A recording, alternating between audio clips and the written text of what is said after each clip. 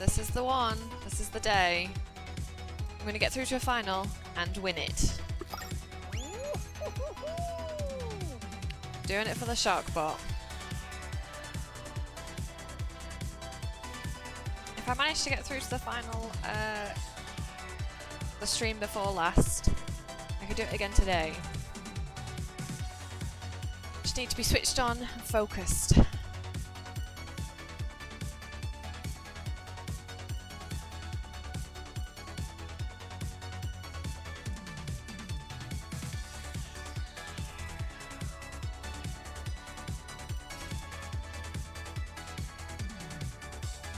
And just pray that they don't give me Slime Scraper.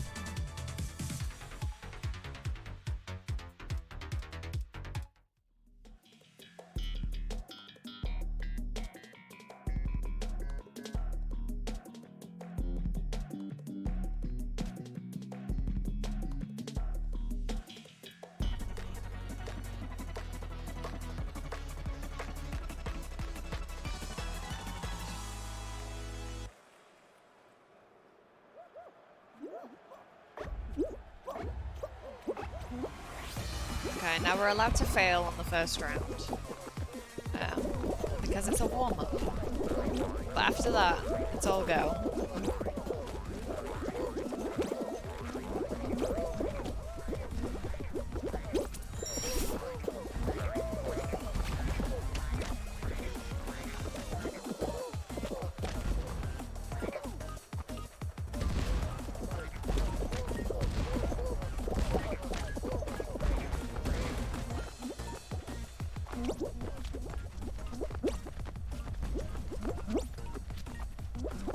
know I can make really good progress today and just get through to the final. First go.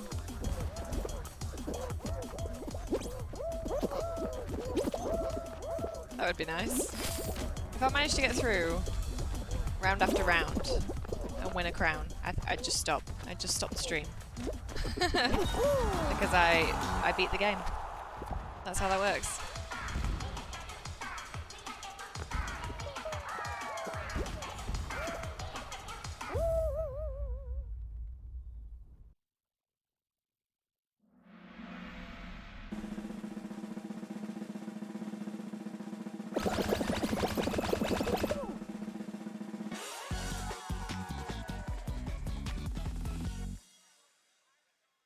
I believe in you, Sharkbot.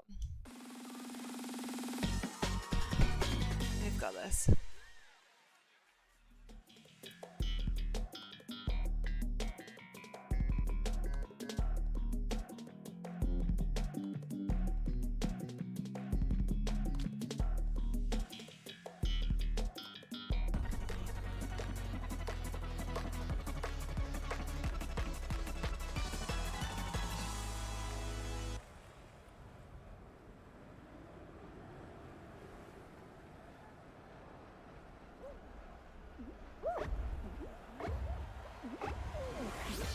I don't know if starting this level with less players is going to be useful or not.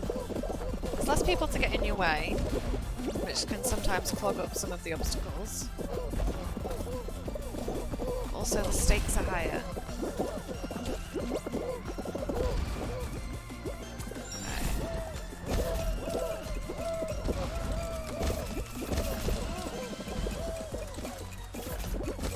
Oh, that worked out kind of nicely.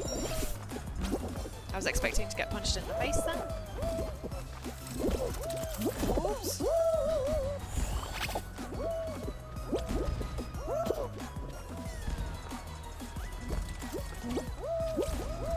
Oh, damn it. Oh, you can go. You know what? I think I entirely missed the fact that you can go around the side. Let's just do this. Oh, that's way easier.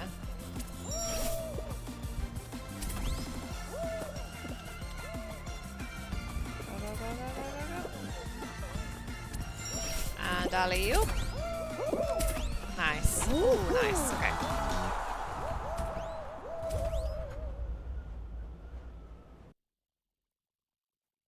That was cutting it a bit fine.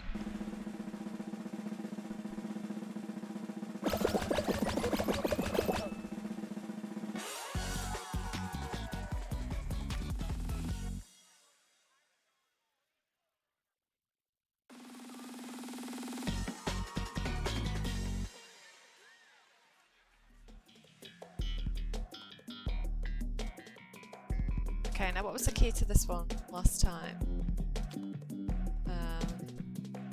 I think sometimes I focus too much on trying to go where everybody else is going. I think I should try and maybe build my own section of wall. Oh, and on this first one you can just jump right through, I think. So I think if I should go to this one, I should be able to make it. Yeah, there we go. Okay. Oops. Oh, okay, that worked out well. Oops. And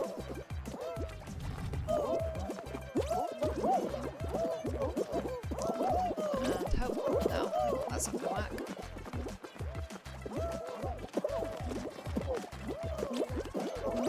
Okay, that's not gonna work either. Has anybody made it over yet? I don't think so. Oh, they've done it.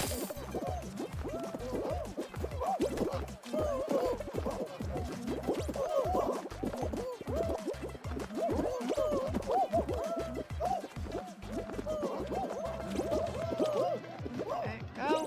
Why am I... Go. Go.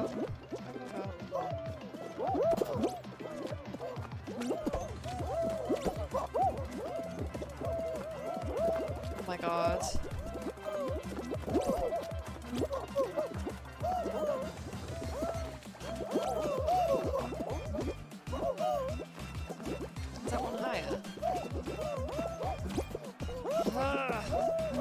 make it. Oh no. That wall one is actually quite hard.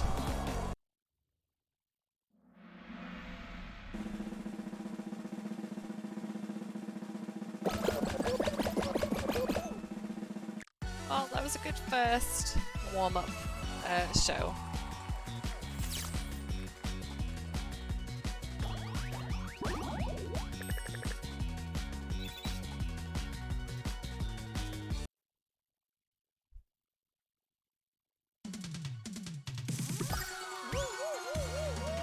So that's fine. Hello! You're here to watch me fail at Fall Guys, I should say. Some of the games this show are really tough.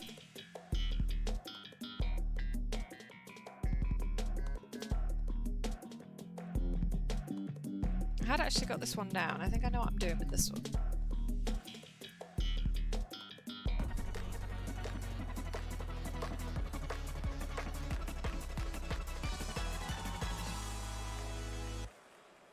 It's the slime one that really gets me.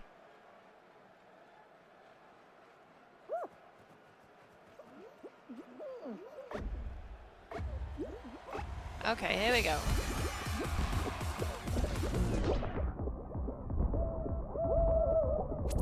Just try not to get hit by too many planets this time.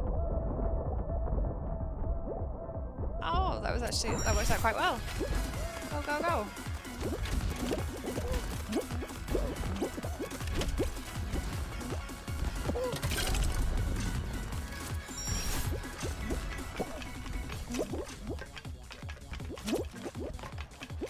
Okay.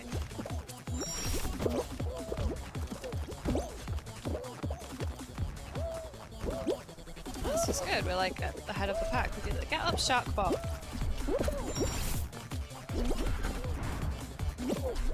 Oh, shit. Okay, everyone's just going around the sides, but I do want to try and get the flipper thing. Not quite close enough.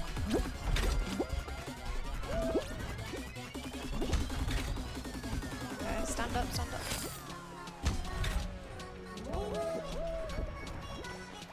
There we go. And we're through.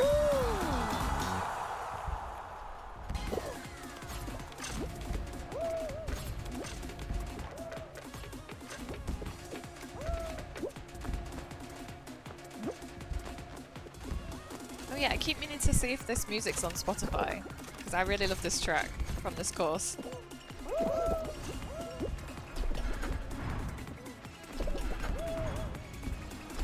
Oh, it is! This is season 5, right? Oh, I'll just favourite that.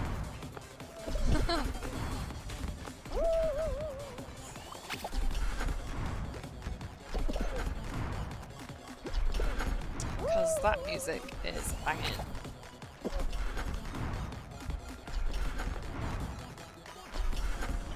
This has actually taken a long time for people to qualify.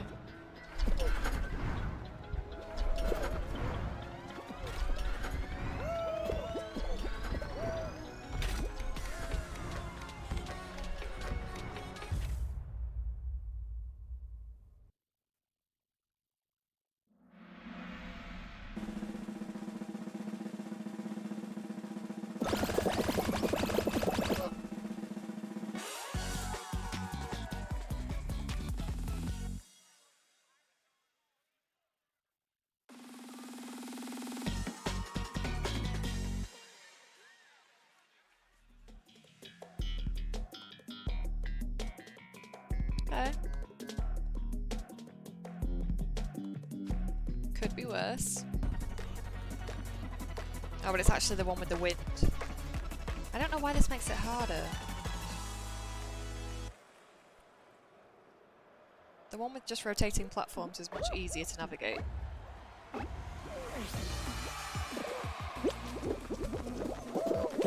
Hey, stop it. Oh, people are pushing. Okay. I'd rather wait till I was on a platform on my own. Spread it out a bit. Oh, what happened there? I mean, what happened was I fell off.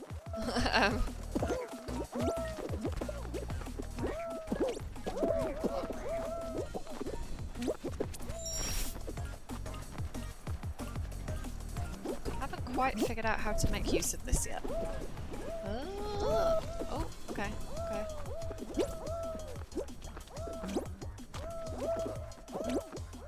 Jump, jump. Oh, that was close.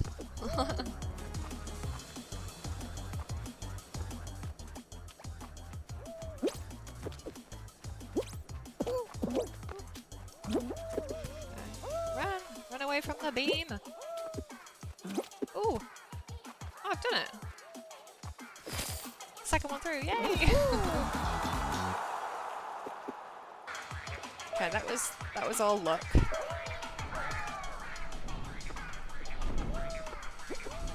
I guess, yeah, just try and probably avoid the wind as long as possible. This bean just seems to be having a good time.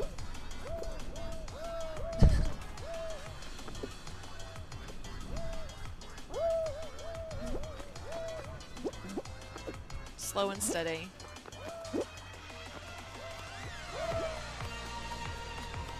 This bean has patience.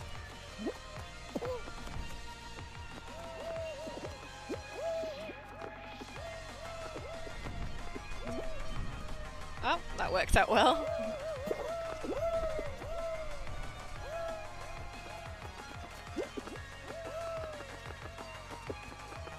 Oh, the white bean's done it.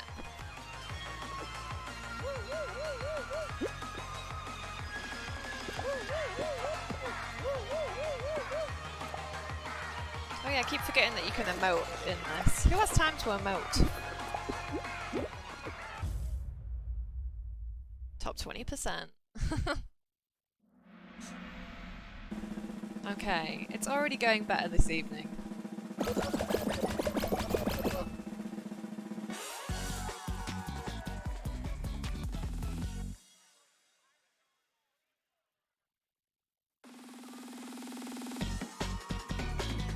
Now what course is gonna jinx it all for me?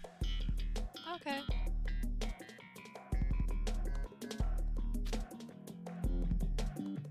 This is the one that you need to stay away from cute raccoons from. I got pushed off last time.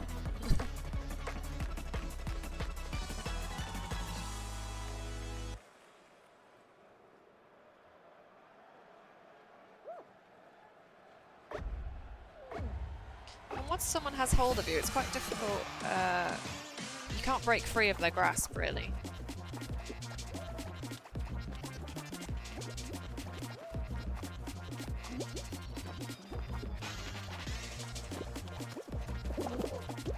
Hey, stop it.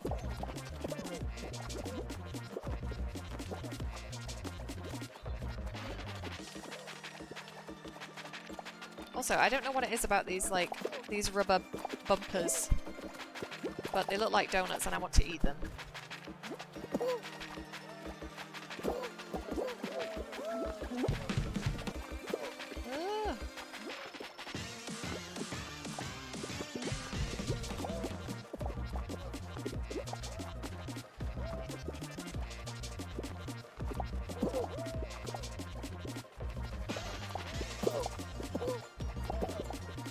See, it also, people are actually quite good at this one. We've only lost 4, which means this thing speeds up like a lot. And it suddenly, you're like switching backwards and forwards constantly. Like on a good day, this level's over already. And we're slowly getting there.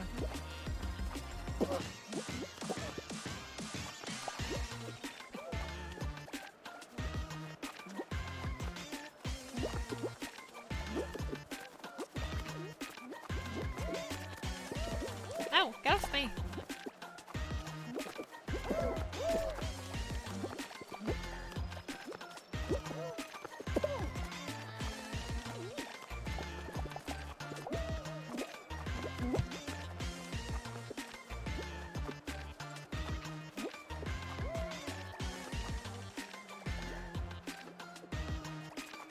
just one. Okay, good. That took quite a long time. Ah. Doesn't normally.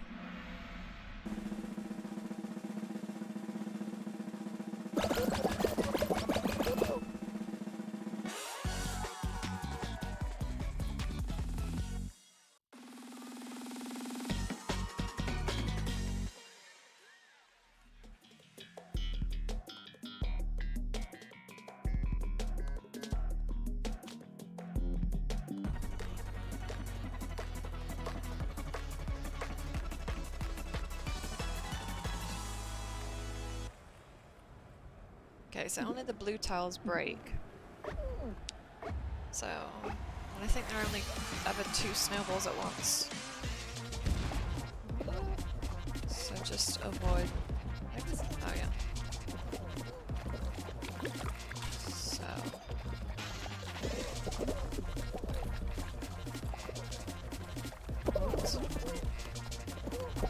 No, get it! Sometimes, I'm not sure how it happens, but like, by trying to avoid the snowballs, I end up walking straight into their path. It's like when you meet someone on the street,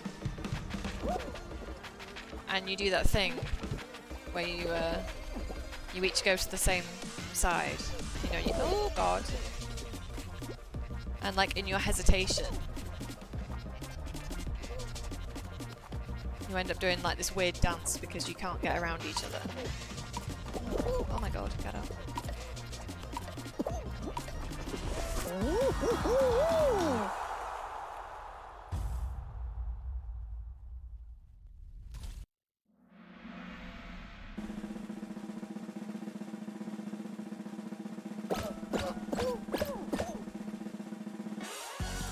Okay, well, that's already better than last time. I think the lowest number I got down to last time was 16, right? 16 in the final. Well, like in the last round that I made it through to. And this is 13 now.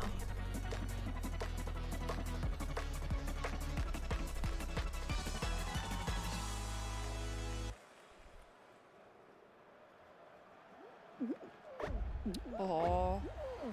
So it's like straight off the line, it's worth... Oh, I accidentally... Oh, shit. I was like, I accidentally found the right way. The thing is, you don't really want to be the front runner.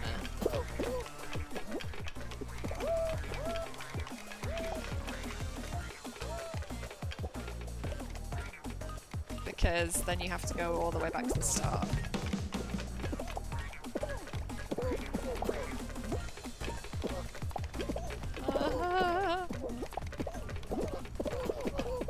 So it's a bit of a cop-out, just waiting for someone else to do it and then trying to run to the finish, but it works.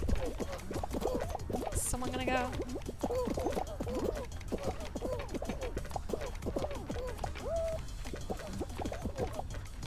Oh, it's this one, it's this one. Because at the end, there's always a group of 2.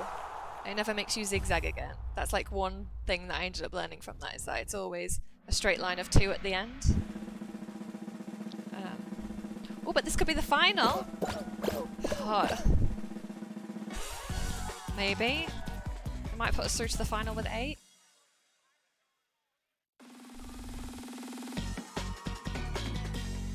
The pressure is real. What's it gonna be? Oh shit, I hate this one. Although I was like 2nd place last time I did this. So who knows, maybe. Maybe I can make it through this time. I don't like my chances on this one. This is... It can go... It can go wrong so quickly.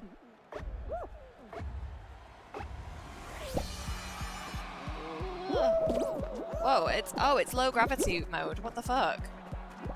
Okay. This makes it easier? Does it? I don't know. Whoa. Jump shark. And I mean, this makes it much easier to just hop from 1 to 1. now I need to go down to purple. Oh, shit. Okay.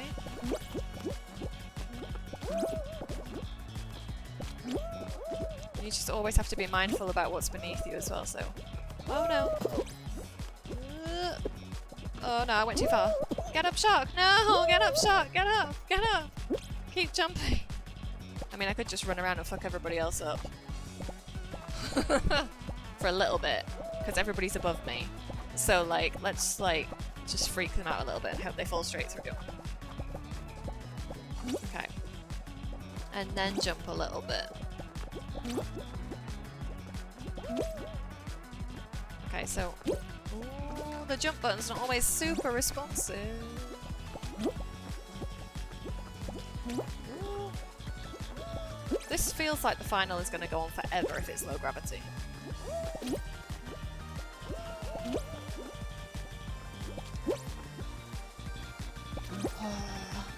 I don't like the stress.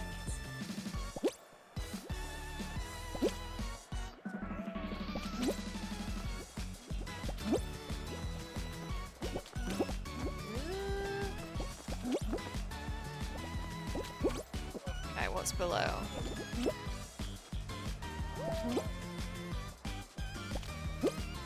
Okay.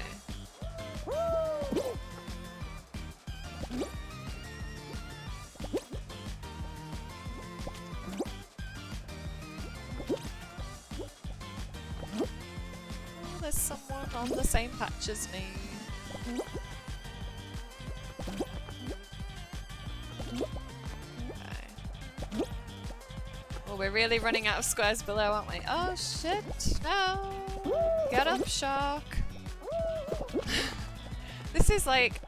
Because everybody's in the same low gravity, I feel like it's just gonna happen all at once, right? Like someone's just... We're all gonna fall in at the same time.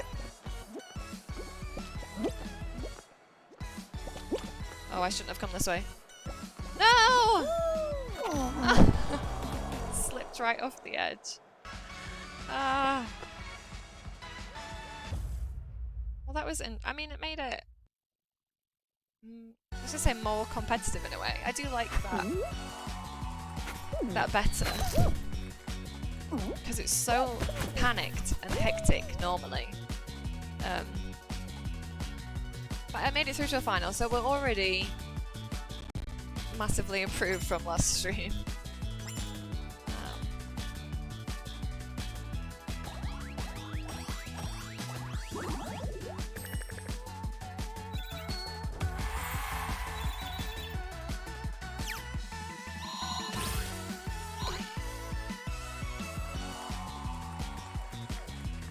Okay.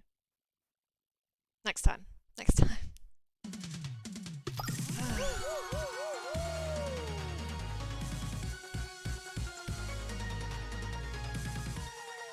Yeah, that was a really nice twist on Hexagon. It made it feel like you stood a better chance.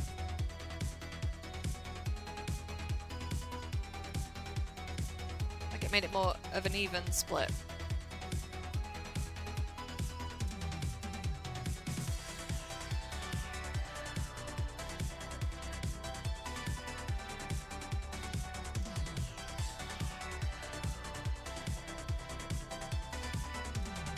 Shark is already luckier today.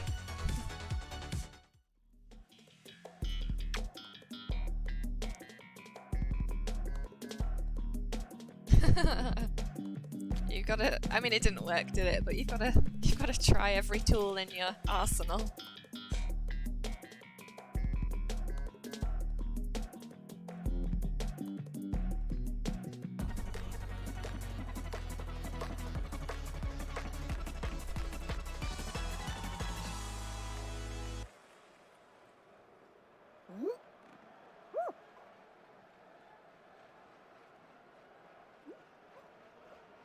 So many sharks. Maybe we should have a costume change.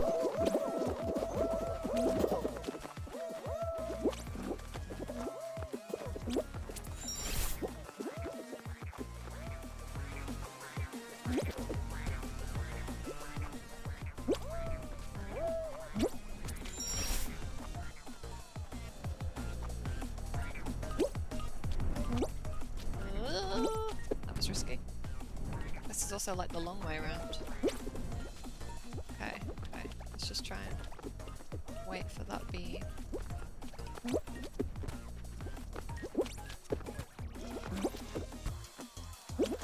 Okay.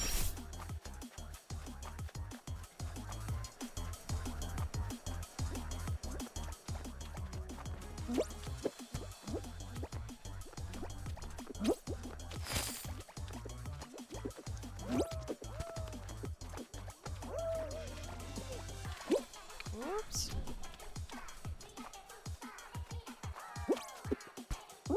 That was risky. I got impatient.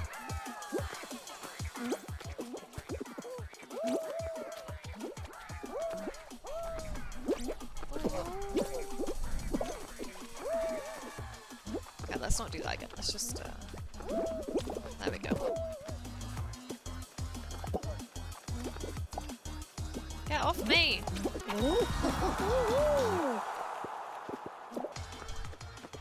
I know. I did kind of, part of me was like, I could be first. Even though you get nothing for being first. It's just a nice, it's nice to have.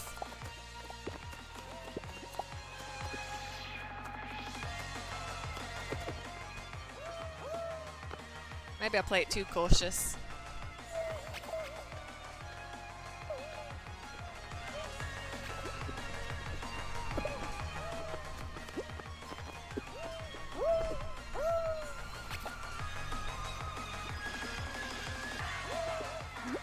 The fairy alien is pretty cute. Maybe we could be an alien for a bit.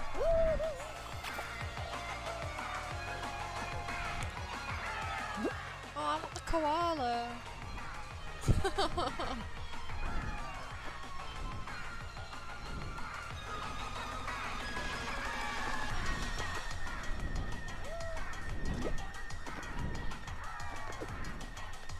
He looks so fuzzy.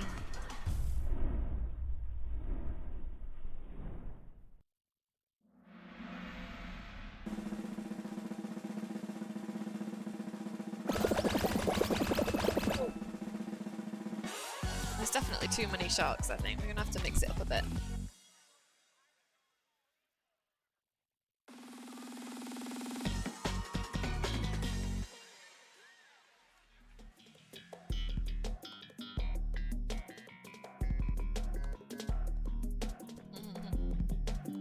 Shark. I don't. Yeah. What do you call him? This sounds like the setup to a joke, but it's not. What do you call a pack of sharks?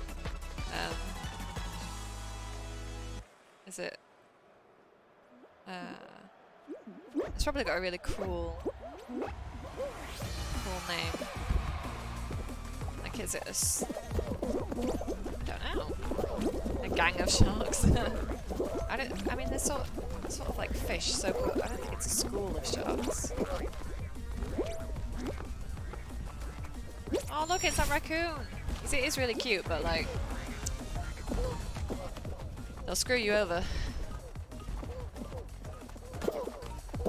Having said that, if there is a little raccoon costume that comes up in the store, I'm buying it.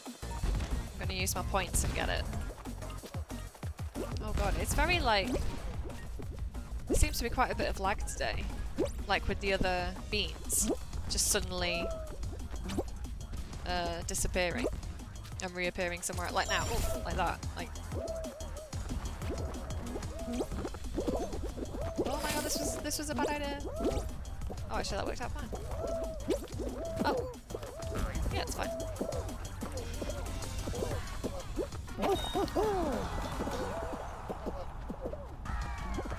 Maybe it's like a pack of sharks? A gam herd. Oh, a frenzy is quite good. A shiver.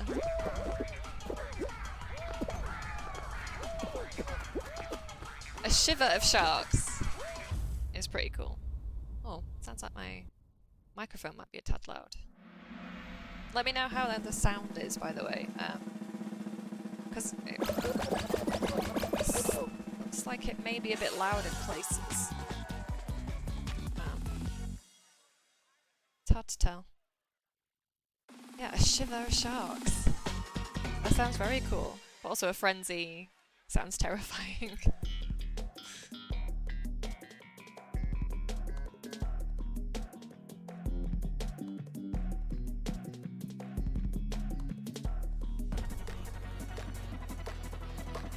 There you go, got our own little shiver of shark corner. The mic's not too loud, okay.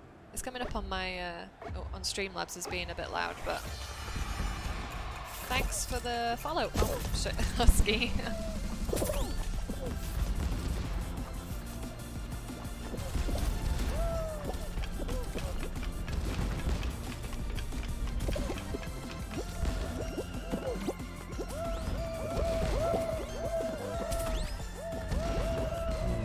Well, this seems a bit different too. Ooh, I didn't think I was gonna make that.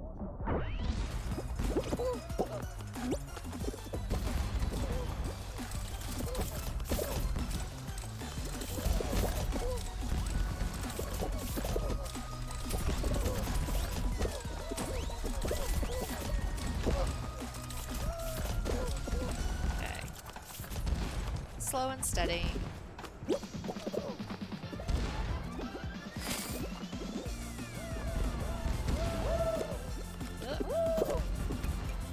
Oh, nice. Easily done.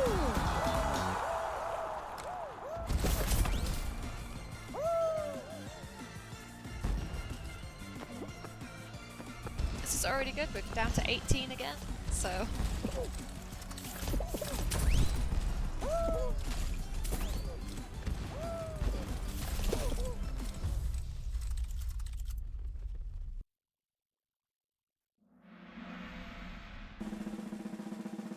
Yesterday was just a bad day. I don't know what it was. Because the games were pretty much the same.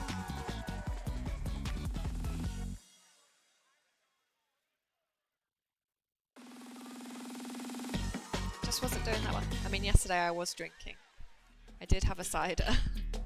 It didn't really affect me, but maybe it just marginally slowed my reaction times.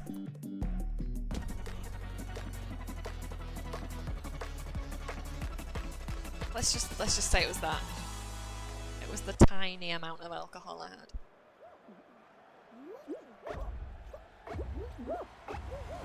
Oh, I'm not the only shark. There's one more shark, I think. Okay.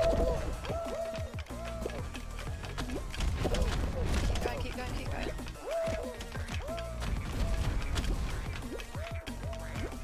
I wonder if jumping really works. I don't think he's going any faster than me. Ah!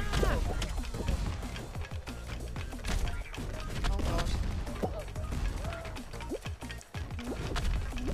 Hugging the corners doesn't seem to work that well on this one. Come on, buddy. Come on, Sharkbot. Yes! Oh, 11. That's probably still too many for a final.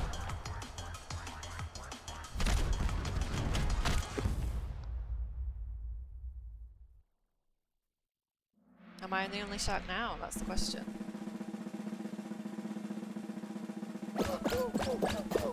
No. Only one shark can win.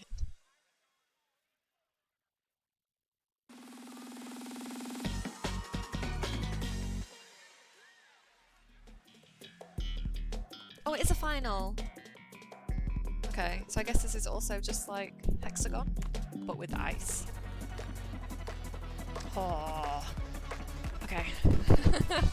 Second final already. We've been streaming for 41 minutes.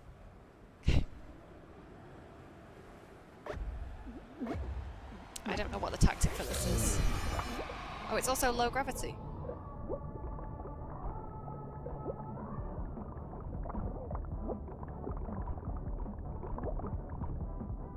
I don't want to get too close to the edge in case I slip off.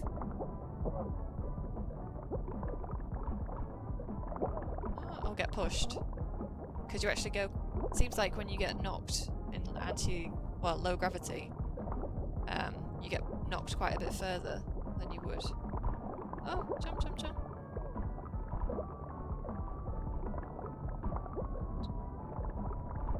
What is the best tactic?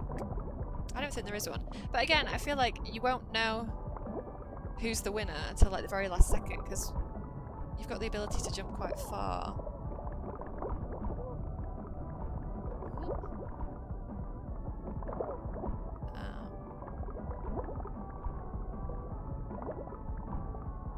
think we're down to the last bits of ice now.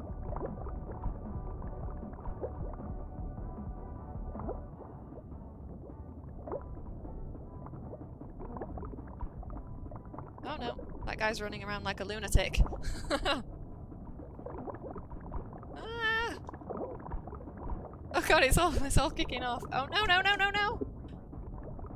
Shit.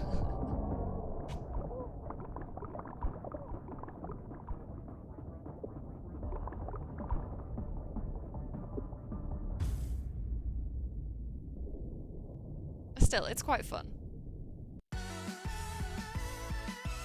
I quite like the low gravity.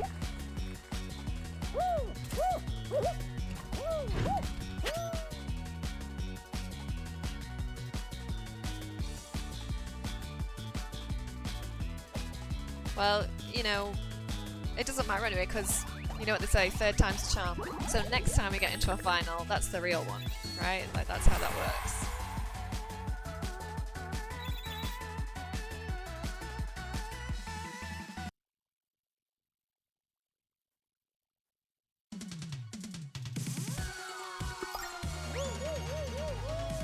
Yep, next one, that's the one. Oh, I didn't change my shark costume. He's been quite lucky. Quite like him.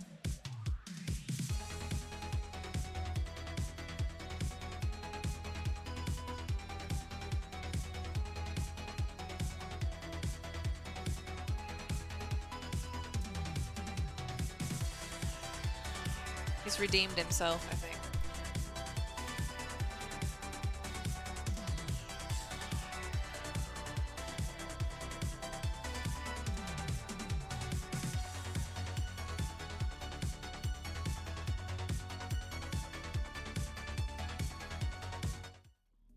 Yeah, I've got to give him the win, haven't I? I can't use him to get good and then throw him away. How could I betray the shark like that?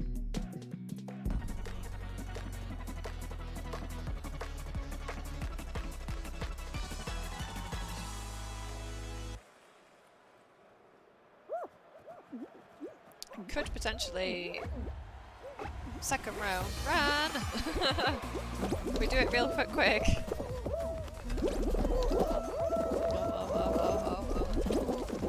Quick, get to the middle. Get to the middle before everybody upsets the balance. There we go.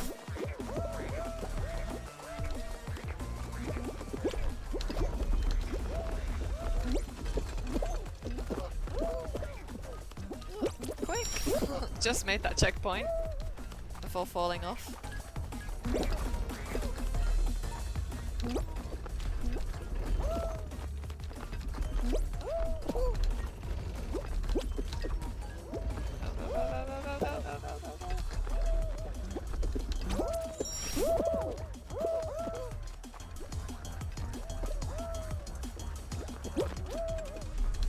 I'm not sure if you can use the hammer at that point to potentially get flung across to the end, but it doesn't seem worth the effort of trying.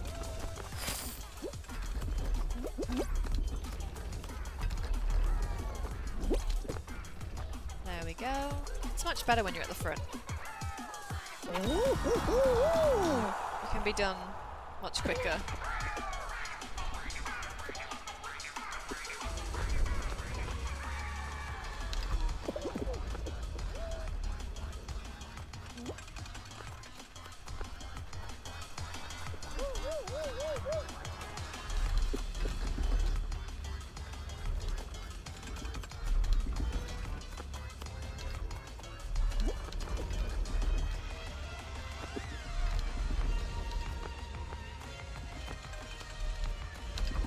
They are quite comical in the way that they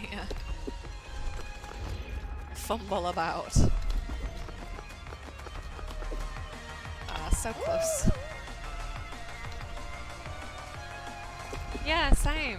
I was looking at the disco ball before I started the stream, thinking like maybe I could make this work. I think I would have preferred it if his whole body was a disco ball with just tiny little feet poking out of the bottom, as opposed to it just being on his head. I think that would have looked cuter. But I suppose it's more comical this way, that it's just on his head.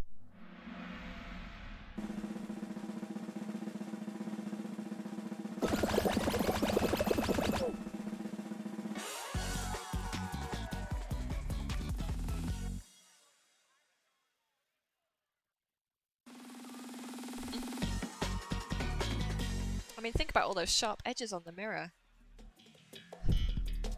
Could be real threatening.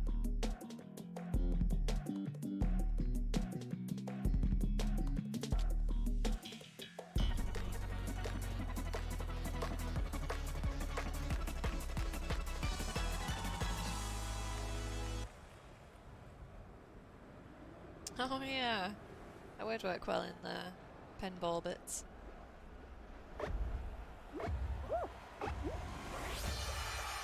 Oh, this multicoloured rainbow guy at the back has a planet on his head. I mean, he's gone now. I don't know where he is. It's too chaotic.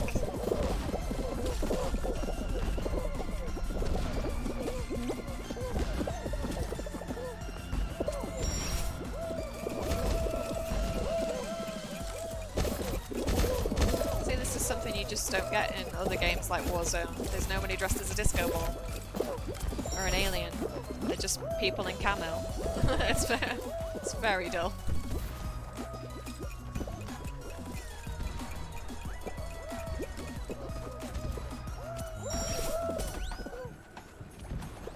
Oh, get out of the way! Get out of the way! Get out of the way!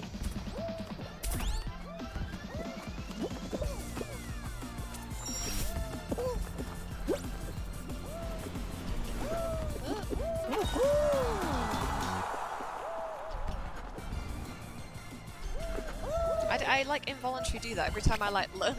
I make like a little lunging noise, as though I am the bean. That's how you win. You have to become one with the bean.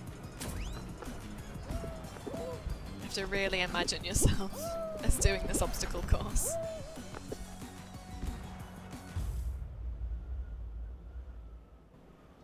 There's the guy with the planet on his head.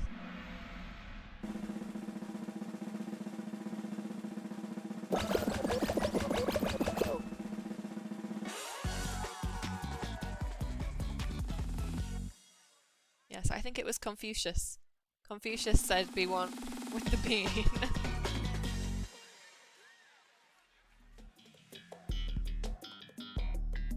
Oh, this is new.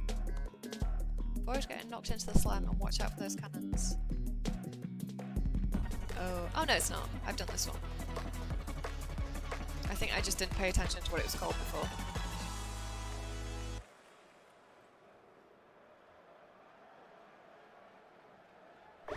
Okay. Stay at the front. Whoa!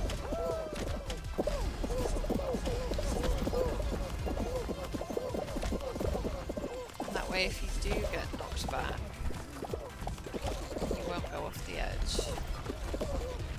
In theory.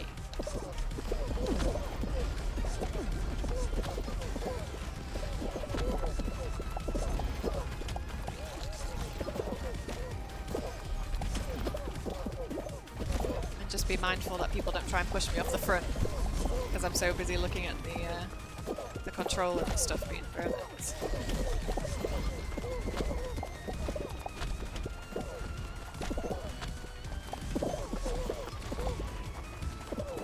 Someone's grabbing me. Stop it.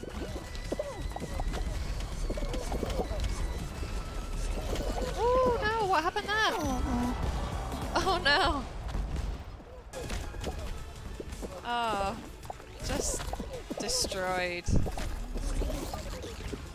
Okay, well we're done with that then.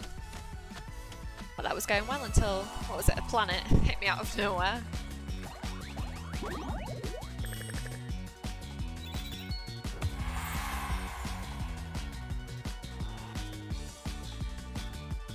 What is that I'm trying to unlock? It looks like a basket.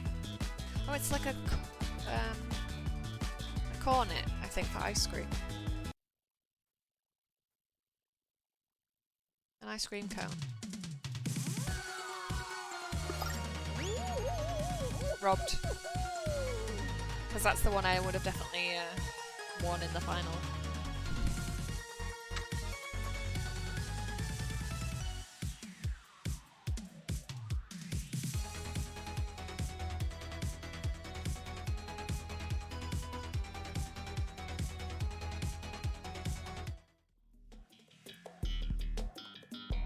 Okay, this is fun. I like this one. And I looked it up on Spotify, and this song is on Spotify. So I guess I know what I'm listening to later.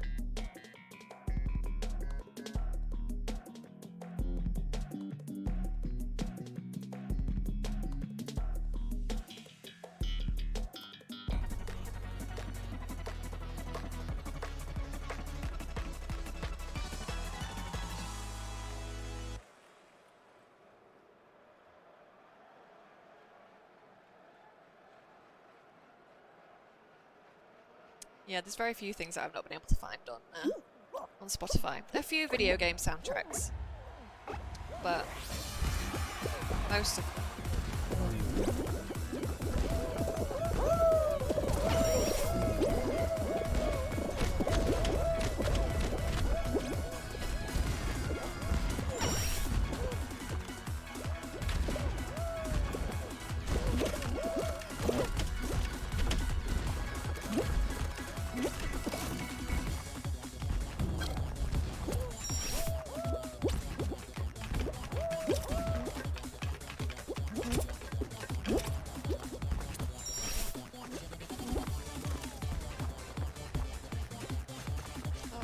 Oh no, I cannot squeeze through that.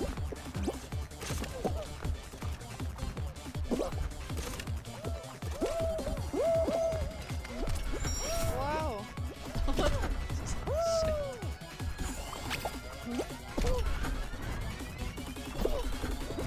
Oh, I'm just going around again. Hang on. Come. Let me stand up. Okay, there we go. Whoa.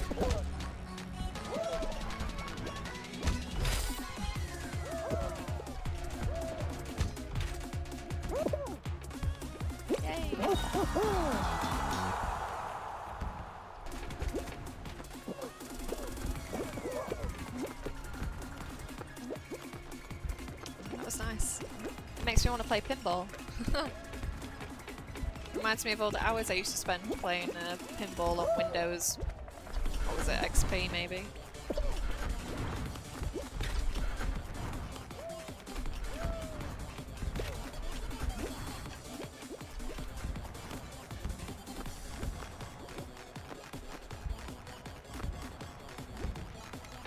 I do quite like the neon one. Could buy the neon one.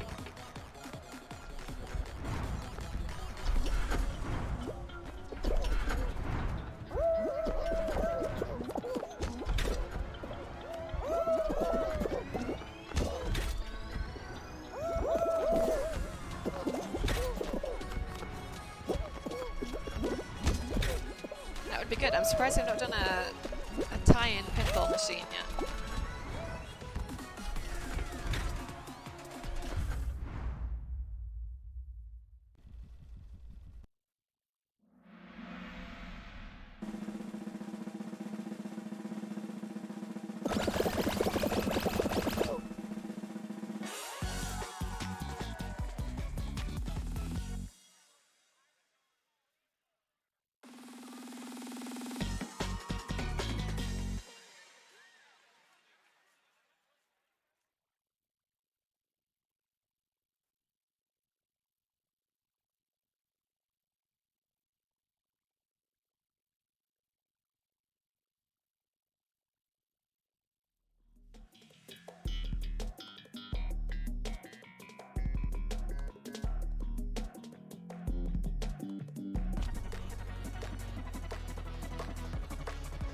Oh god, it's the beam of death.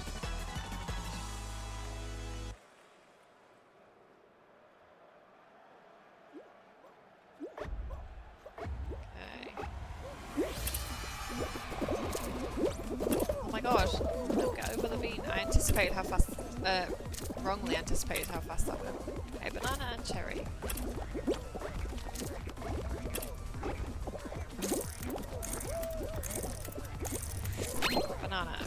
just stay here in this corner? Oh, I don't even need to jump over the bean.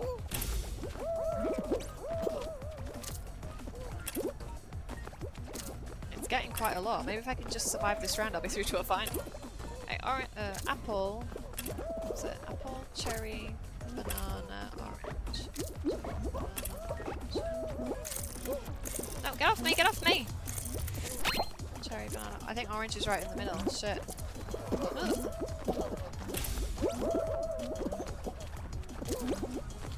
Oh, there's gonna be nobody left at this rate.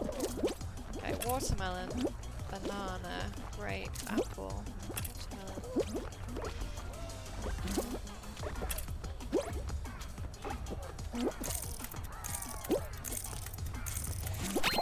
Oh, I think banana's this one, right? Oh, I think. Oh no, it wasn't that one. Shit. Oh, that would have been a final though, for sure, with like 3 people in it. How many people actually... Oh my god. Oh, nobody made it. So it just... it kicked everybody out. That's just the end? Or do we all get to go through to the next round again? I think the game's... it doesn't know what to do. No, we all just get kicked out. Okay. Nobody wins. You're all losers. Wow, and that's the second round. So if you could manage to survive that, you'd just be a winner. Oh, I want that one to come up more then. Because I didn't do that badly. Till if I just made that last one. Oh. Okay.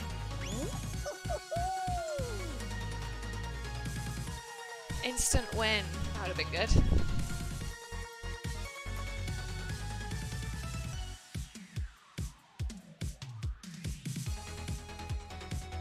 My memory's just not that great.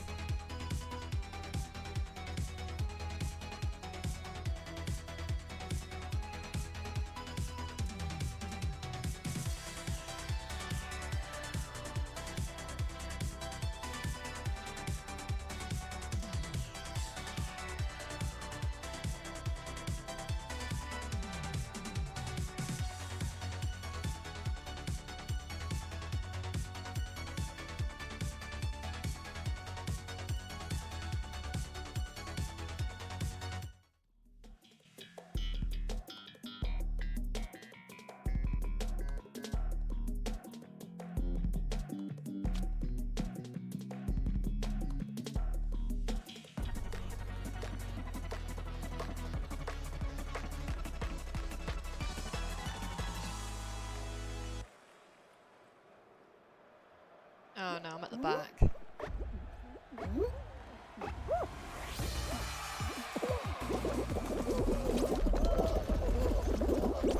Now we've lost the music.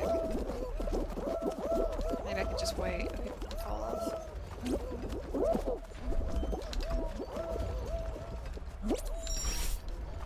Oh, I picked the wrong side.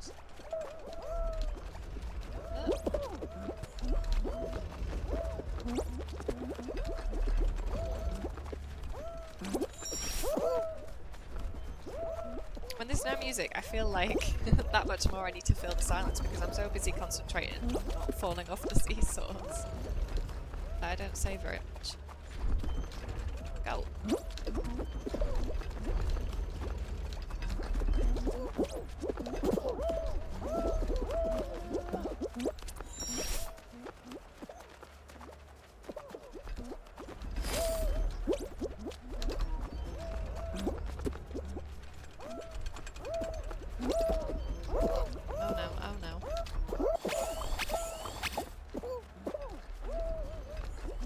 Every time I play this game, naturally it makes me think about jelly beans. And how fun jelly beans are in principle. I actually hate jelly beans. Oh shit.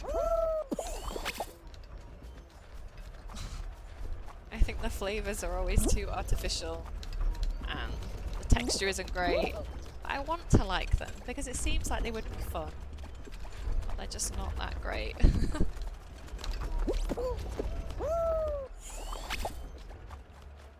Oh no. I might not be getting through this round. If See, this is what I mean. It's the difference between this level is all about being at the front, because being at the back changes everything.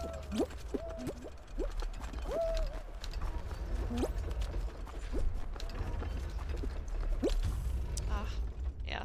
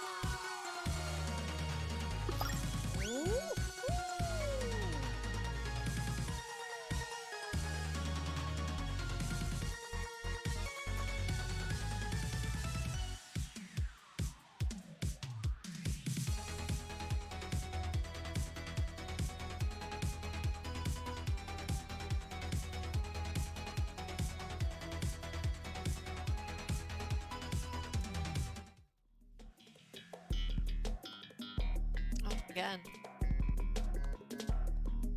Let's hope we're at the front this time.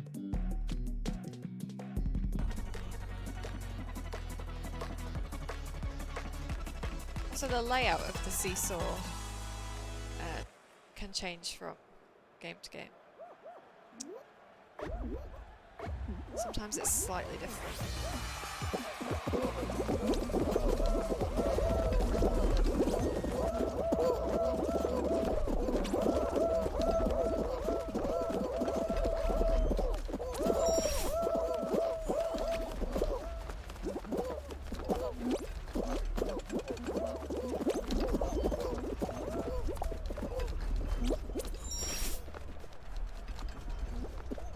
Left.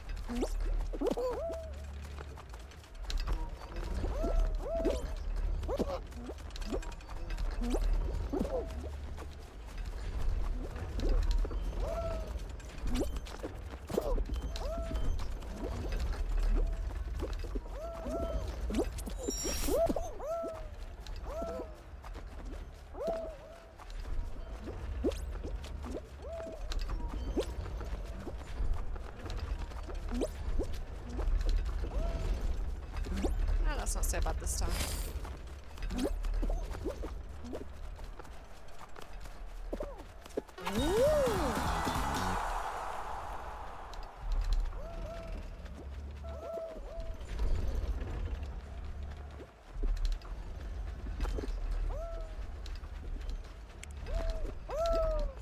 What is that? Oh, it's an alien, like a Man in Black costume. We can get Cuphead. Or Mugman. I don't know which one is which.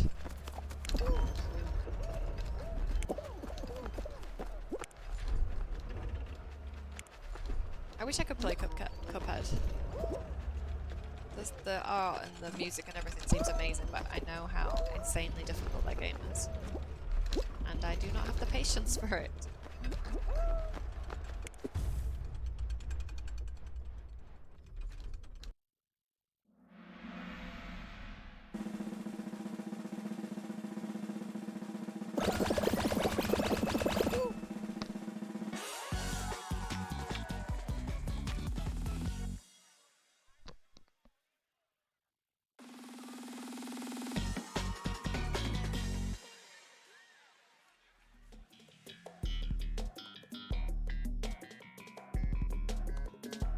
Yeah, the music's amazing. I've watched someone play it through just because I wanted to experience it. But seeing how much you have to replay the levels over and over and over again, I would. That's a game I would 100% throw the controller through the TV.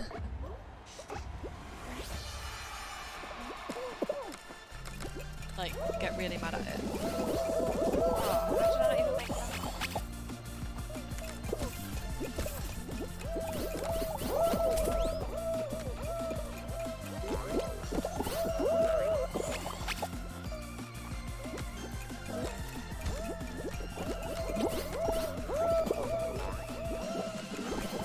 Also, you know what's quite confusing? Sometimes I accidentally look at other sharks. Like when you're in the heat of the moment, I look at other sharks and think they're neat.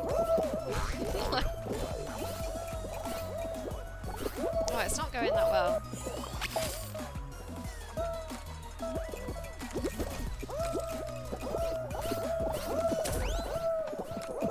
Oh, go get that gold, go get that gold. Whoa.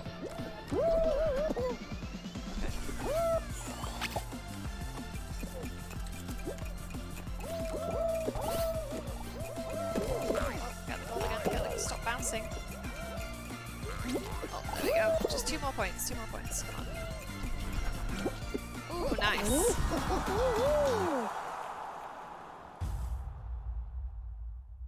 Yeah, I have heard that. If something is the Dark Souls of something, I'm like, it's not for me. It's not for me.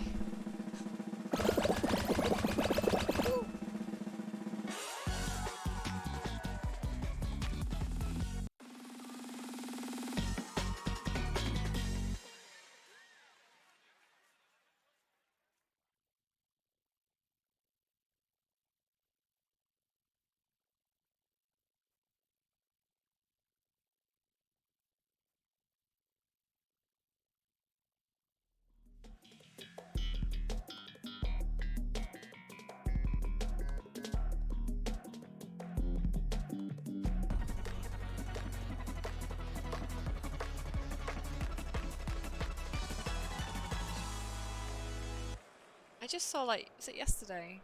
Day before? There's been, like, massive online backlash to, is it Psychobots? I think that's the game that they said, not Psychobots 2. Because they're offering an invincibility mode.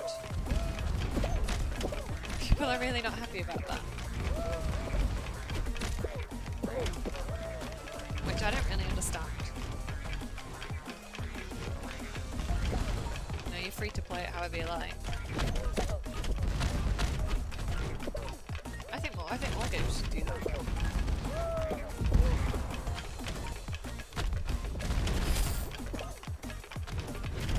Yeah. Yeah, but not an easy mode, like, I think it's a way, they've just made it accessible. Because, you know, there are people that maybe have, like, physical or mental issues that, for whatever reason, probably can't learn. As in, like, because I saw some of the arguments being like, oh, just, you know, learn enemy patterns or just practice, and I was like, but a lot of people, for whatever reason, maybe can't do that, you know? Like, even older people, like, I know, like, someone like my dad would probably still love to play video games, but his response time now is just far too slow. Like, modern games just, they've advanced in a way that my dad hasn't advanced with them. But, you know, for so many reasons, like, I think it's great. I remember playing, I played Control. I played it all through on normal. And got a bit frustrated with it at times. But then, when I was trying to get the platinum, there were certain things that I was like, I'm going to reduce the difficulty. Just because it was like, kill so many enemies. I was like, I can't be bothered for that now. I'm just going to, like, turn it down on easy. And just, like, you know, kill 300 enemies or whatever it was. But the difficulty options on Control were really good because you could change, like, everything. It wasn't just a case of, like, easy, normal, hard. You could, like, change like how much damage you took, how much damage your enemies took, like how good your shield was, oh no, like a bunch of stuff. And that basically had an invincibility mode on it if you turn everything down, like either to minimum or to maximum. But anyway, and I just like ended up playing so much of that game again on invincibility mode just because it's so much fun to like run down enemies without a care in the world and like just to let off steam.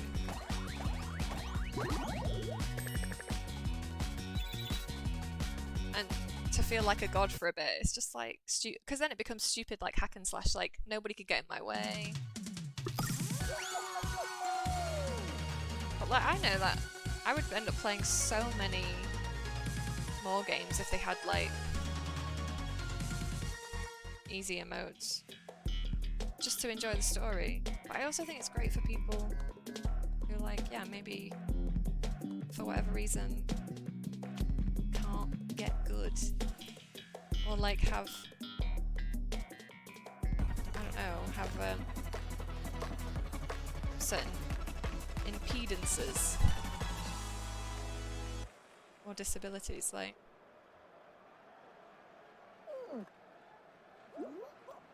Yeah, I don't understand. There was like people getting really aggressive about it. I stopped. I was reading it on Twitter and I stopped after a while. I was like, this is just making me angry because why does it matter? Like, it doesn't affect the way that you play a game in any way. But people were arguing that like, oh, if you make a game have an invincibility mode, then it's not really a game at all, is it? It's like watching a movie and it's not interactive. And you could just watch someone play it on YouTube, but like, it's really not the same. And it doesn't affect you in the slightest.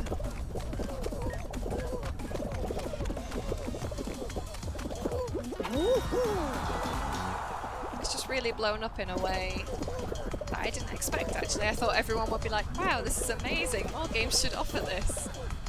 But no. People will always find, you know, it could be like, guys, we've found world peace, and there'd be someone arguing against it, like, no, we should not have world peace.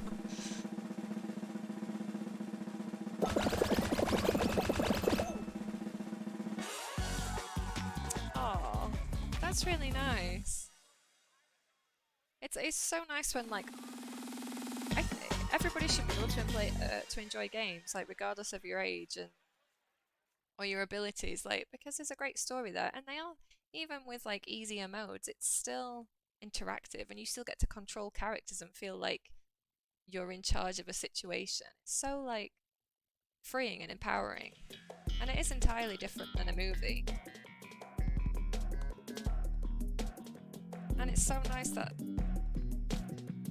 I think there's a whole generation that doesn't really understand games, or like doesn't not like understand games, but I know like someone like my mum, she knows that I play games, but she won't really, I think in her mind she'll still see games as like Pac-Man and maybe Mario, you know, like very basic, and not understand like the narrative of games, or how games can make you cry or make you just feel so many things.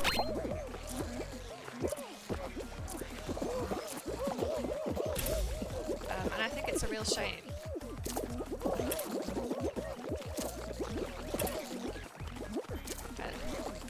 Watermelon, cherry. We'll just concentrate for this bit.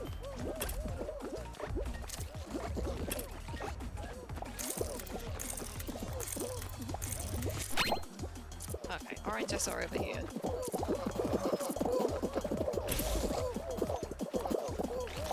Okay. Cherry, apple, watermelon. Cherry, apple, watermelon. Great.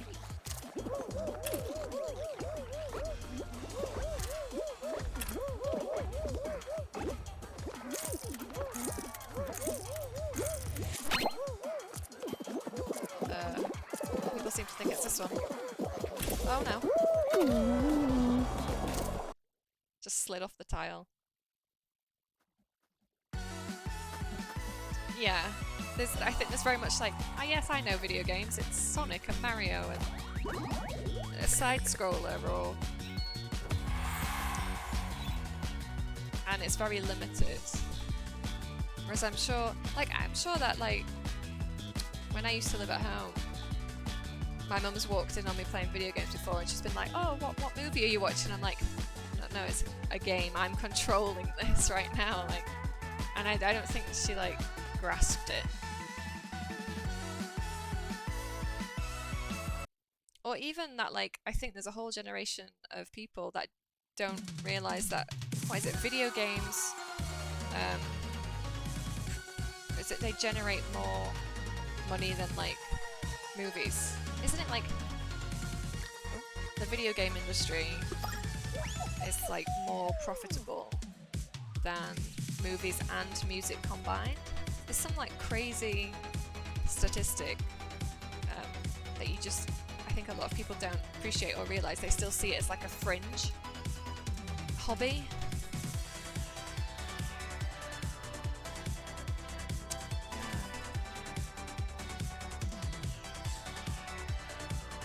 But like, if you want to play it on hardcore mode and you know, permadeath and whatever, then that's great. That's fine.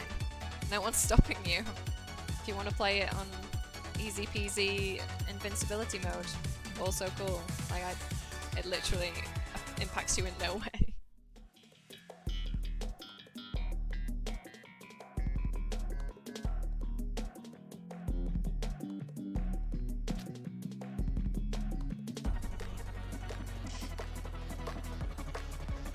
See, Witcher 3 is one of those games that obviously I've heard like people absolutely in love with and adore. But how important is it that you've played Witcher 1 and 2? Because aren't they like... I tried looking it up and I was like, oh, maybe I'll start with 1 and 2, but aren't they like PC only or something? They're like really old PC games now?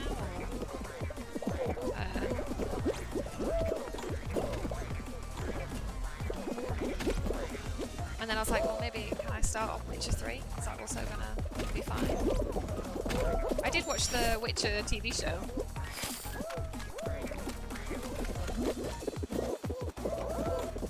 And that was good. Well, the TV show was like... fine. It wasn't like amazing. But, Witcher, okay.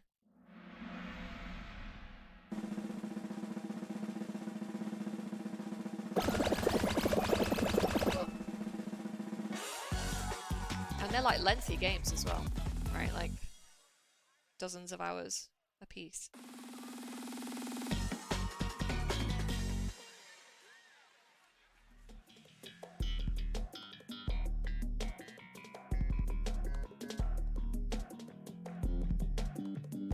It was a fine show. I'll be honest. I watched it for probably one reason.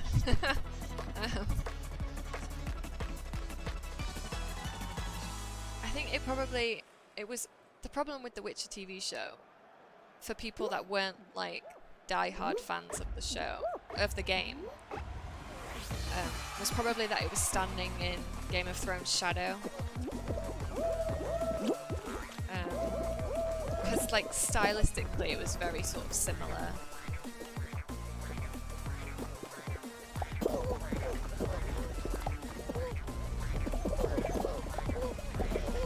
But I did enjoy it, and then what, season 2 is out. I say December, I think season 2 is out.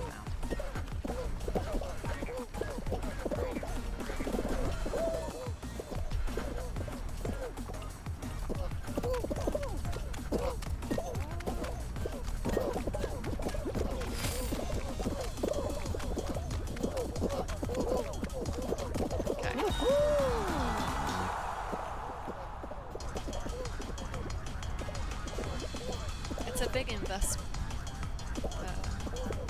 to get going on the games.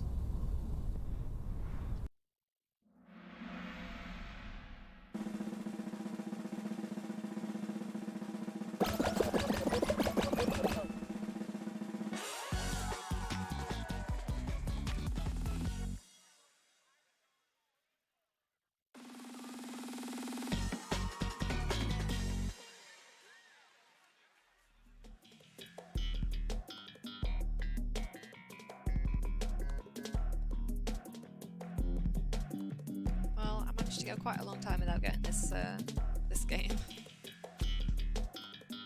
It's bound to crop up eventually.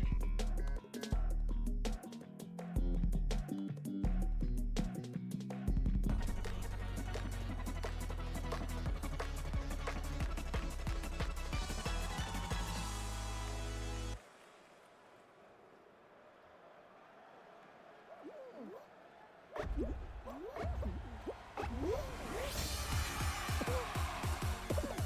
would like to be able to do this. Oh god, it was almost over before it began.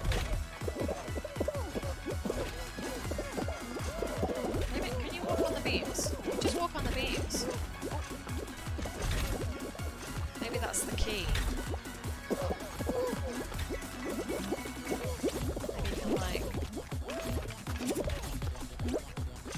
No, it sort of pushes you off a little bit.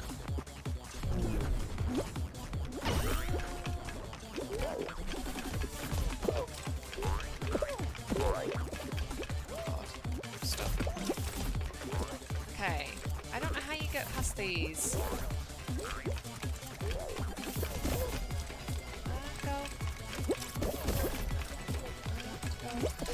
Oh, I did it! Have I ever been past those before? I don't think so. Okay, what's this? Oh, Jesus. Go, shark! Ah.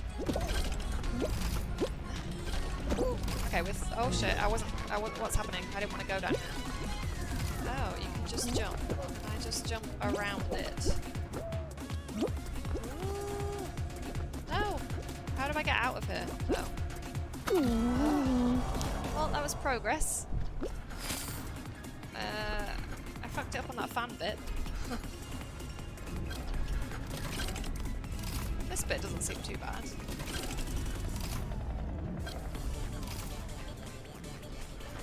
If this guy can make it, he may just be the winner.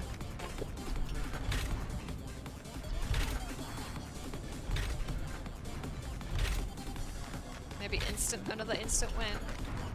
Oh no, got another one.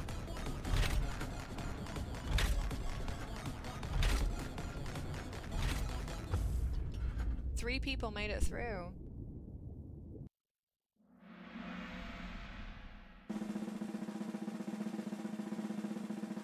Yeah, that is a... Look at all those beans fall. That is a tough round.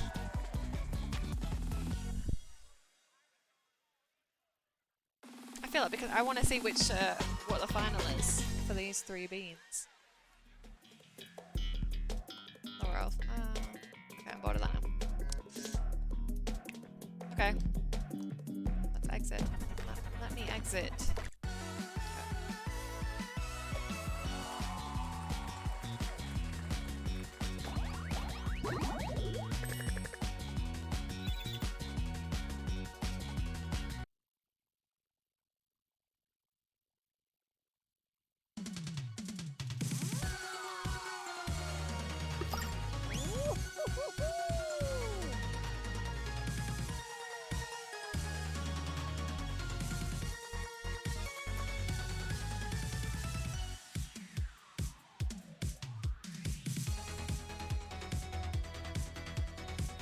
And yet apparently that stage was not as hard as the fruit tile memory game, which destroyed every single person. Surprisingly more survivors on Slime Scraper.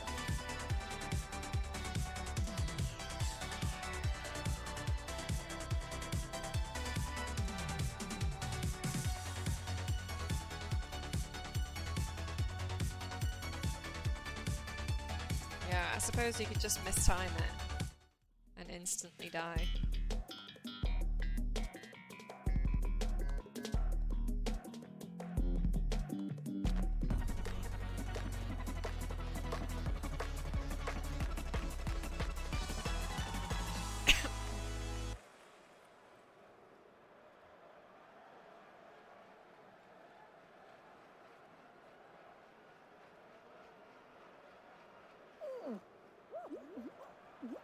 Oh, look at that little reindeer. And I'm pretty sure on the first set of doors, I think you can always see which ones the fake doors are. Real doors are. Depends which you cast as a real door or a fake door. Is the real door the one that breaks?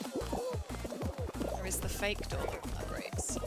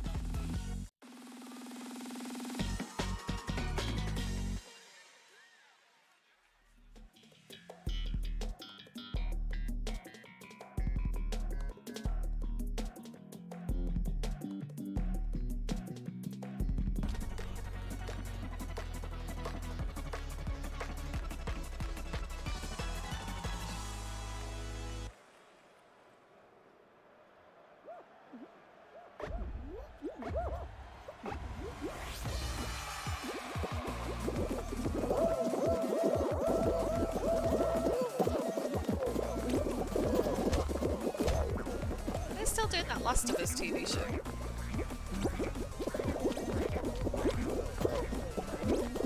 There's the.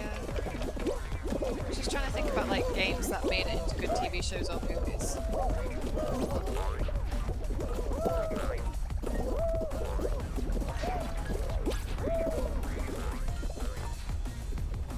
This is the Uncharted movie coming out with Tom Holland. Which, I like Tom Holland, but he seems too young to play Nathan Drake. I always thought Nathan Drake was like 30 to 40. And Tom Holland is like... I don't know. I think he's younger than me. Maybe he's like 20. I think he's in his 20s.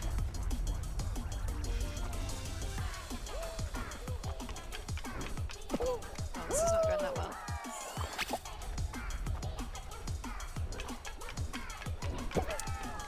Yeah, but can't seem to make it that way around. Oh, I'm not going to make it.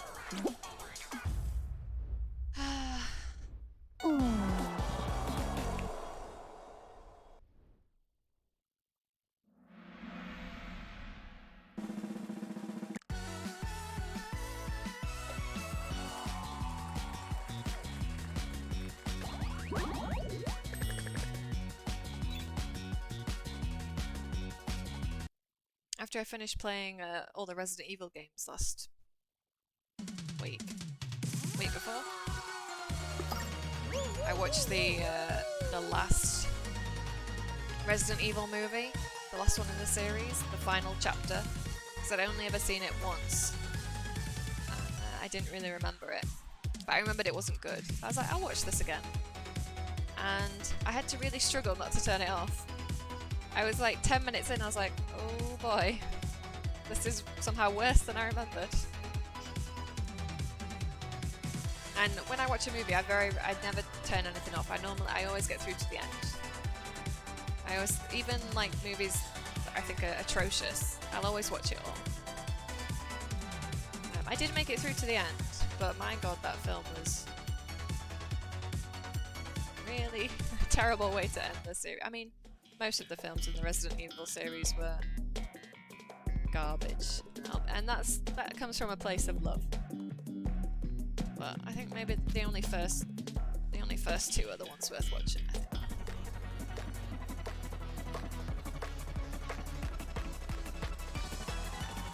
Yeah, I guess a lot of stuff has got postponed.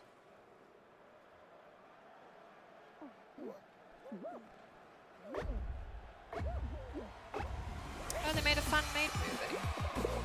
That's cool. Yeah, Tom Holland, too young. He plays a great Spider-Man.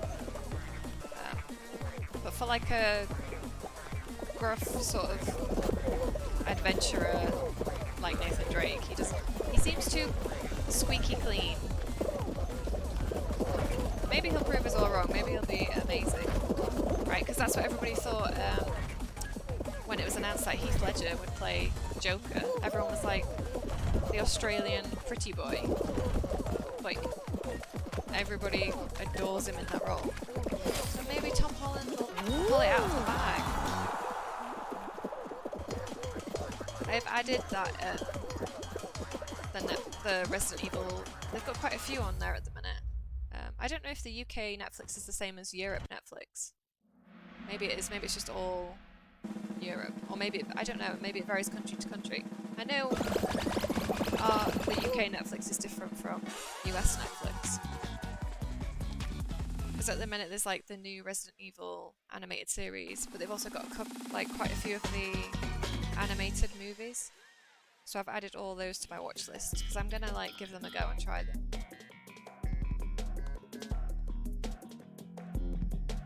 See, yeah, when I was playing Uncharted, all I could think of was Nathan Fillion. Like, he just seems absolutely perfect for that. That's a pretty good fan-made movie if they managed to get Nathan Fillion. Unless Nathan Fillion was the fan who made the movie. Oh, okay. Does that mean, if it's not like official, are they allowed to use his name? Or was it just random adventurer.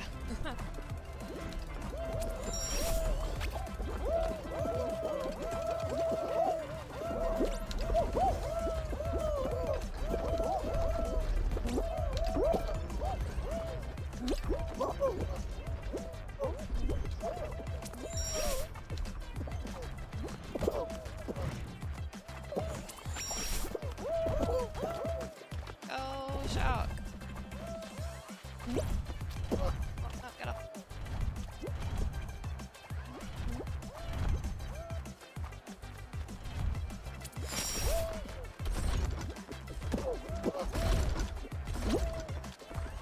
Oh, these are not.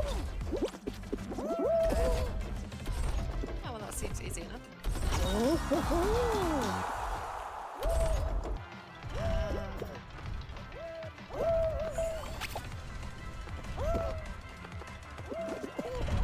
That might be fun then. Find that somewhere.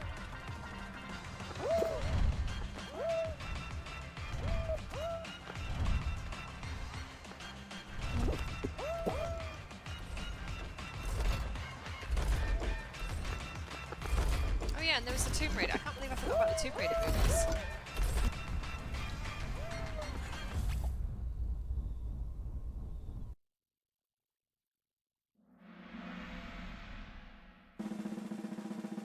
I loved the first one growing up, the first Tomb Raider movie. I would like watch it and then just replay it again immediately. It's not a great movie. The latest Tomb Raider movie, if you've not seen it, the problem with the latest one is that in a lot of ways it follows the game sort of too closely. Sort of too closely but not closely enough. Like it misses the... It leaves out the sort of the best parts, and the things that it copies is not done that well. It's too much like the game. But like in that case, I would just play the game again. I love the Angelina Jolie ones. Well, the second one isn't great, but I do love the first one so much. I love Ian Glenn. I think he's amazing.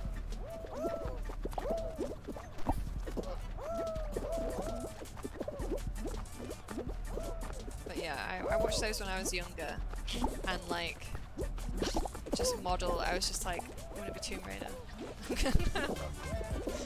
I just wanted to be her.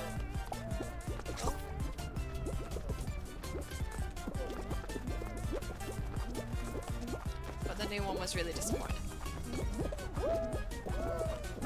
It took like the most interesting, like maybe, I think maybe they even put them in the trailer, like the most cinematic, stunning images from the game and just copied those.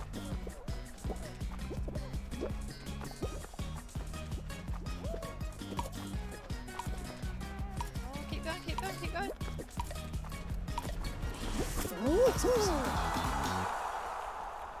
I love the first. The first one's so great. And then the second one really dipped. Because in my head, I don't know if you remember the second one, Cradle of Life, that well. But you know the big orb that they have? I can't... It's like this, the yellow, golden, like glowing orb. And it has like markings on it that are meant to... Well, I don't remember what they are. But in my head, it just... I can only see it as looking like it has marker pen on it. It just looks like they've taken this like plastic orb and they've got a marker pen and just drawn some lines on it. And I can't see it as any other way, and it just looks like so cheap and naff. Oh! Don't know how that happened.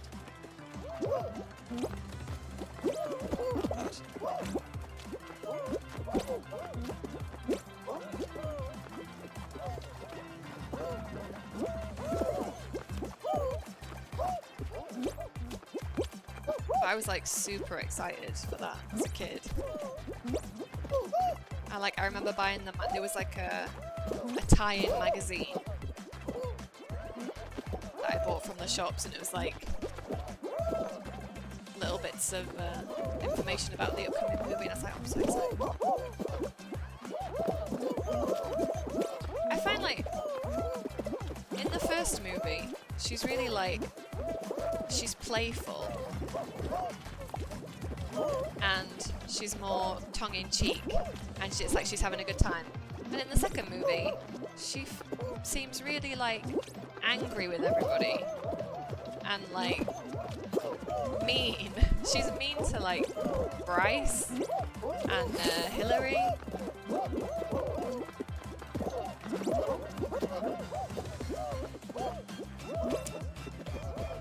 Oh dear, this isn't going all that well, is it? Oh, I'm gonna make it after all. Ah! Nice. Right, and I'm convinced that all they did on that prop was just draw a bit of pen on it. And every time I see it, I try and think like, okay, maybe it's something different. Maybe I'm just looking at this the wrong way. But no, it just looks like a plastic ball with marker pen on it.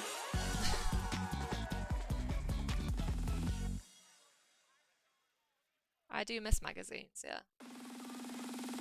Like, they used to do more... I remember, like, getting special movie tie-in magazines. Like the Tomb Raider one, when it was, like, special edition. Like, it was like a collectible thing. I think I got rid of it in the end. But it was, like, interviews with the cast, or, like, screenshots from the upcoming movie. And I remember I even got, like, I mean, this will probably age me, but like I got the Twilight one because I was really into Twilight at the time. And I ended up getting.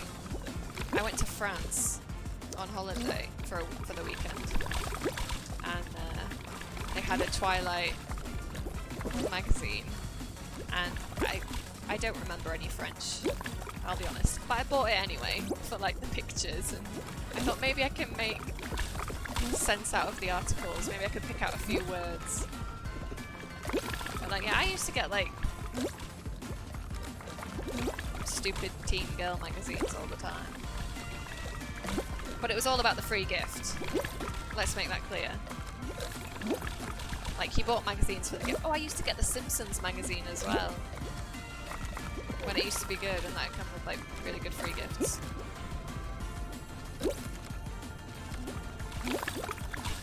Yeah. But I think maybe it's also just like growing up.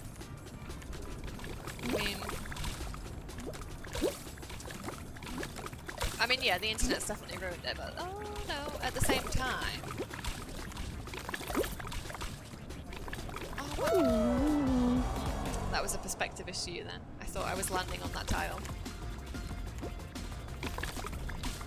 But at the same time, I just don't really care enough anymore as an adult about anything to like get magazines.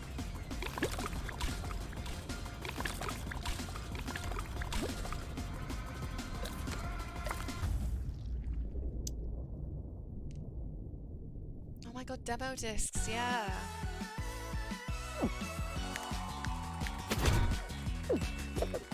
I used to play the demo disc. I had a demo disc on PS1. I used to play all the time, and it would have like. So on this demo disc, there was a. It wasn't a game.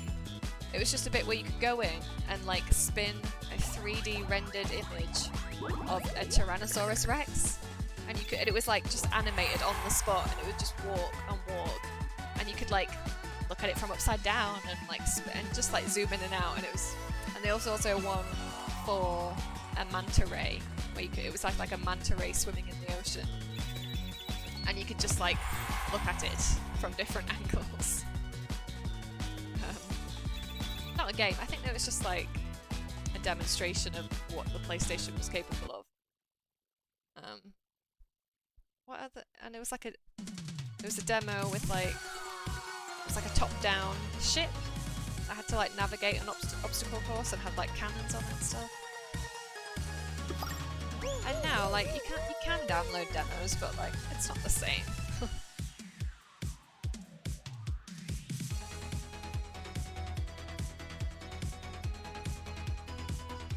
There's something about like having a demo disc. In the same way that, like, if I can buy a game physically, I will. And I don't know why, because really it just takes up more room on the shelf. But I like having a physical disc.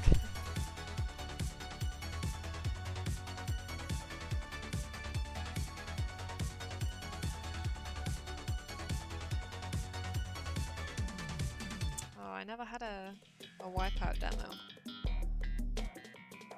But yeah, you just had to make do with what you got. Probably, like, I don't know, I had like 5 games when I was younger. You had to play them. I think my first games on PlayStation were like, I had Crash Bandicoot.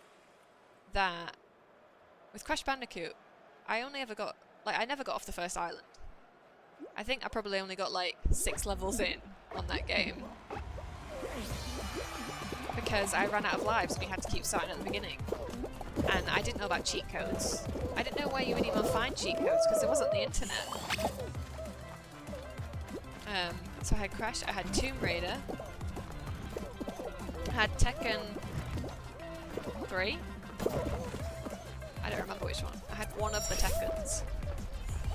And Rayman. Oh my god, Rayman was another one that, like, I wanted to throw my controller through the TV.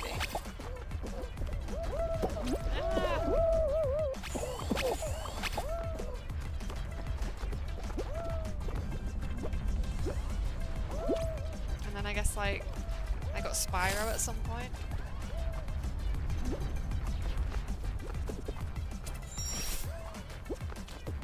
But that was it. For like the longest time, those were the games that you had.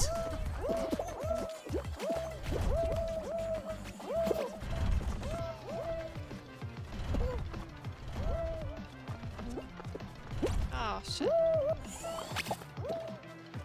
Oh, I should not have done that. I'm getting impatient now.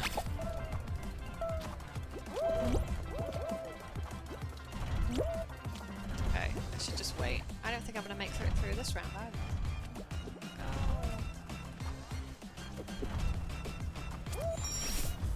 Yeah, damn it.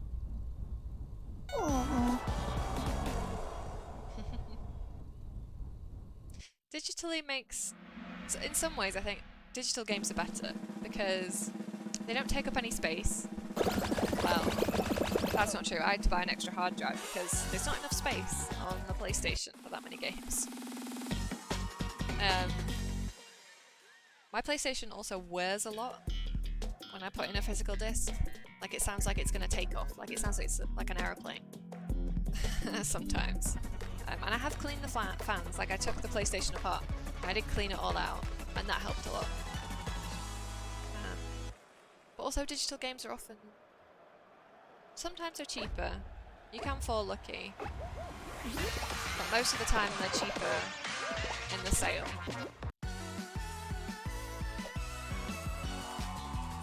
And then I also think, like, if for whatever reason I have a physical disc and it gets chipped or scratched or breaks, but it's gone then. But I can always, like, delete a digital copy and re-download it again. Like, it's never gonna get lost. So that's a benefit. But yeah, I do like a physical game. I like just looking at it and holding it. And like when Resident Evil 3 came out, I bought the special edition with the lenticular sleeve that, like, the characters all move when you spin it.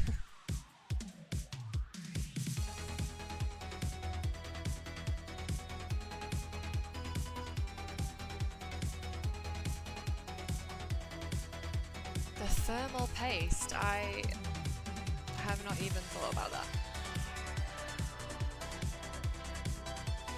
Is it especially tricky to do?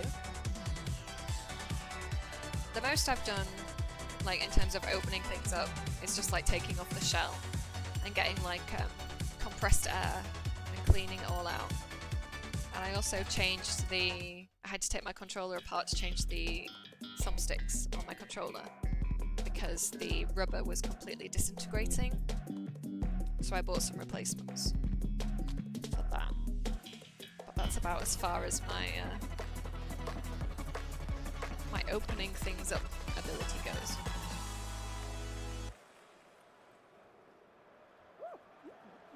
So yeah, I was the same. I bought when they announced the remaster or the remake of Crash Insane Trilogy. I was like so excited. I actually pre-ordered it, which is I never do that with games. Like I like paying the cheapest amount that I can. So normally I wait. I was like, oh, this is going to be so much fun. It's just like my childhood. And I took that game home, and I wanted to kill somebody. Like, and I played it at the time for a while, and I tried some of the other games because I never had Crash 2 and 3. I only ever had Crash 1. And I haven't played it. And I don't know that I will play it again because it's so hard. And even with like infinite lives, or like not infinite lives, you can get like 50 lives or something. It's too hard.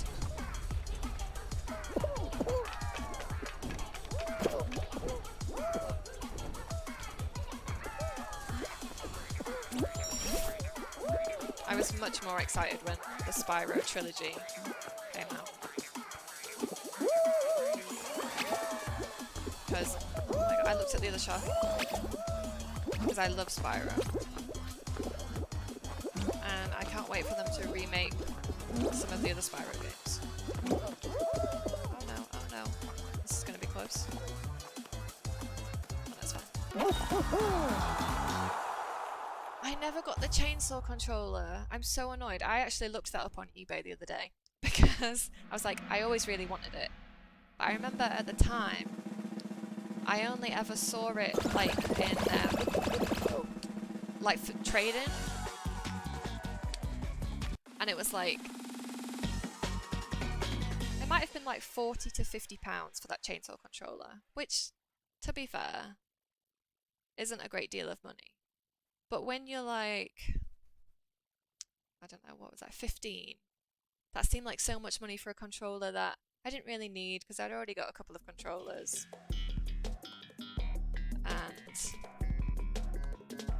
And I thought, like, it doesn't seem that practical to use. So maybe, like, I won't bother. But now, I think at the time when I looked, I'll check now. Or did I not? Am I in this show? I think I died. Let me just wait. Yeah, let me check. Because there's one on eBay and it takes the piss. Oh, I didn't qualify. Hang on. I'll look in a minute. But when I looked the other day, there was one controller on eBay, one chainsaw controller, and someone had got it listed for like £500. And I was like, are you insane?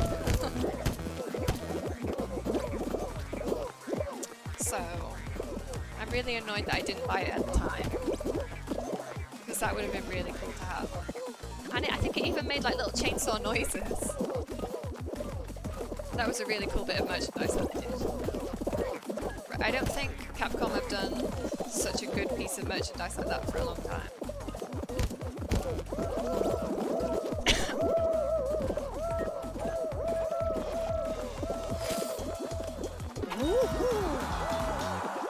Yeah, it's not £500 cool. Let me see if it's still on, because I can't imagine anybody's bought it. Chainsaw controller.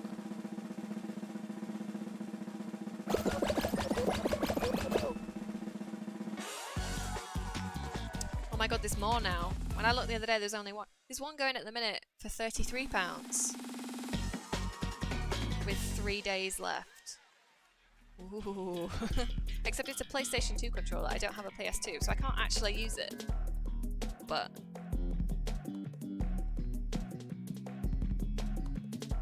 okay, there's one opened, never used. £105. One unboxed. 39. I mean, there's quite yeah. There's still that one on there for £500, like, and I can't imagine he's ever going to sell that. And I imagine the one that's currently selling for £33 will go up a lot in the last few days. But I will watch it, and I will keep an eye on it and see what it actually sells for.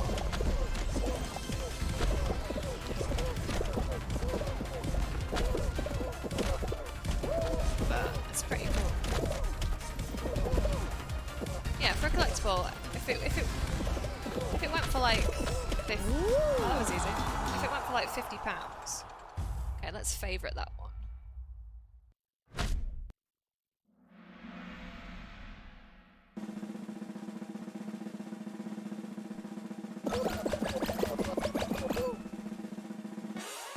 Finishes on Monday at 5:30. So by Monday's stream, I'll be able to tell you if I bid or what it went for.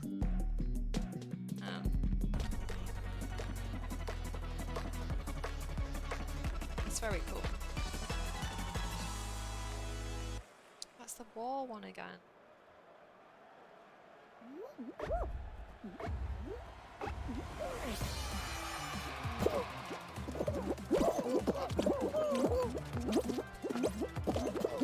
Hey, stop it.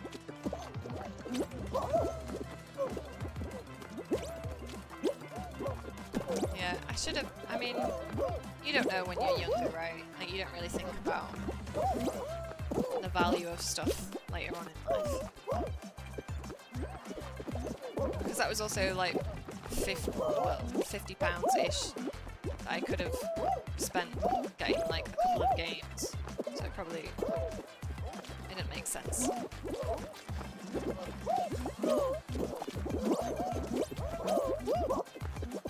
Stop pushing it away.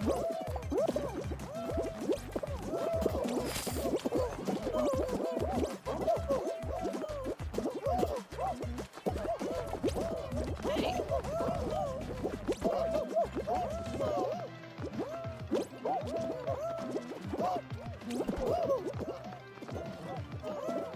Oops.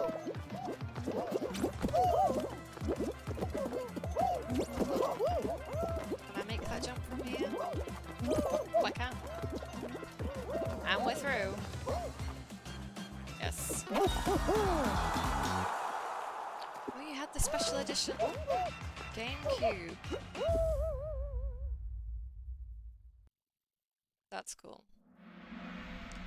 But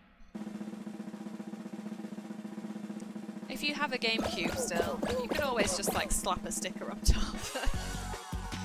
At least it's more like... It's not super unique in as much that like it's still shaped like a GameCube, right, with a logo on top. So at least you never had the I mean, I'm assuming you never had the chainsaw controller and then sold it. That would have been worse.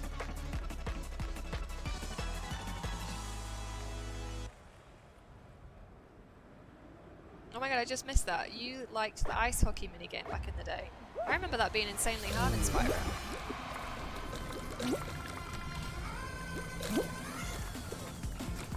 There's a lot that I didn't realise how hard it was in Spyro. Like when I played the remake, there was a lot as well that frustrated me, that I was like, I'd get really mad at it, and I had to like walk away for a bit.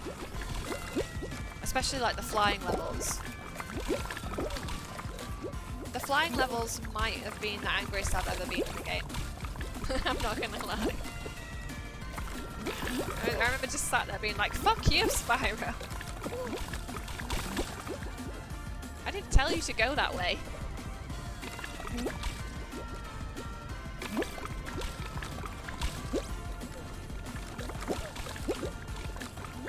I do that with a lot of characters, to be honest. I get really mad at Lara Croft as well. Which I'm sure you'll see on Monday. I'll be like swearing at Lara. What are you doing, Lara?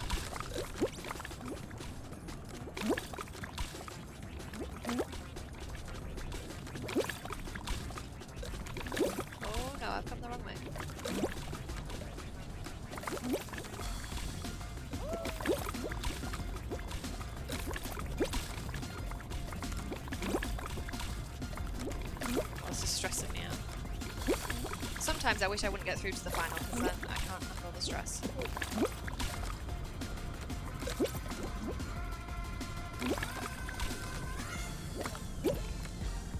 Ah! Oh, this is risky. Run! Oh my god, oh my god, oh my god. No! So close. Yeah, I absolutely shut the butler inside the freezer. You know why? Because he's really creepy. He really, like, legitimately, the butler, the way that he'd just, like, follow you around with his shiny tray, it used to, like, freak me out and scare me a little bit, because he'd just always be there. Like, constantly. It was like, he was unrelenting. So, for some peace of mind, I just shut him in the freezer.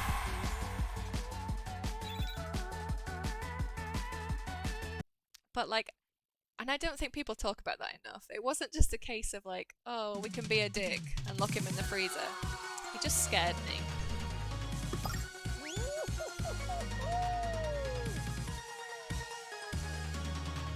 That's something that I don't think they did enough of in the remakes of Tomb Raider. Is that you didn't get to explore the mansion enough, like, and do the obstacle courses. That you could go into her gymnasium and, like, do some acrobats, or, like, go swimming in her pool. I love doing that, and you can do that in the new games. It's shit.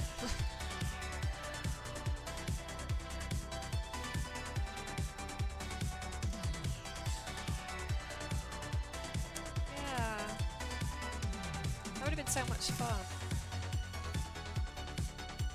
It's actually, I think there's a bit, I think there's a level in Shadow of the Tomb Raider. No, not Shadow of the Tomb Raider. That's the third one. What's the second one? Rise of the Tomb Raider. I think there's a level in that where you're able to, like, go around the mansion. But I think it was DLC. I think it came out, like, after I'd already played the game or something. But it's VR compatible. And I think there's also monsters there or zombies. I don't know. It's very, like, I think it's like a dream sequence.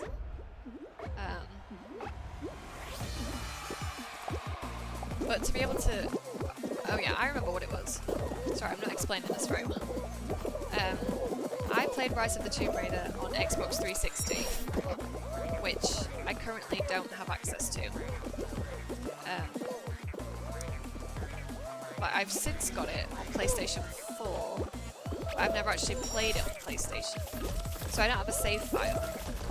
And to be able to unlock the bit where you, like, go around the mansion in VR, you have to play, like, a certain amount of the game first, and I just haven't been bothered to do that yet. This is not good. That worked out okay, actually. Go, go, go, go, go!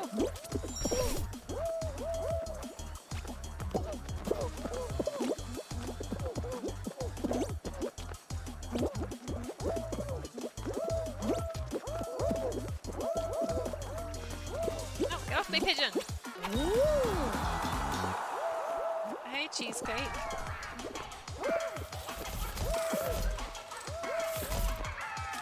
Yeah, I do want to. I can't believe it's taken me this long. Really, I would. Because I love VR actually. When I first tried VR, it, like, blew my mind. So to explore Croft Manor would be pretty amazing. Oh, thanks for the follow.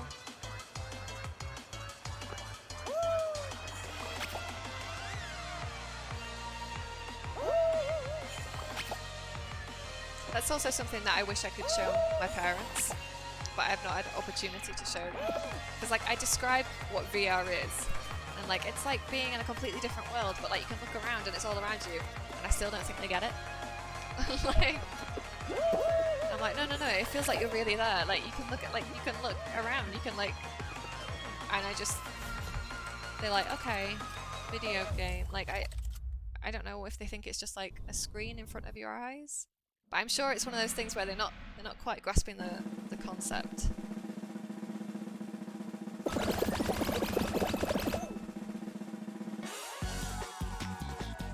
very cool. It's Astrobot is an incredible game for VR.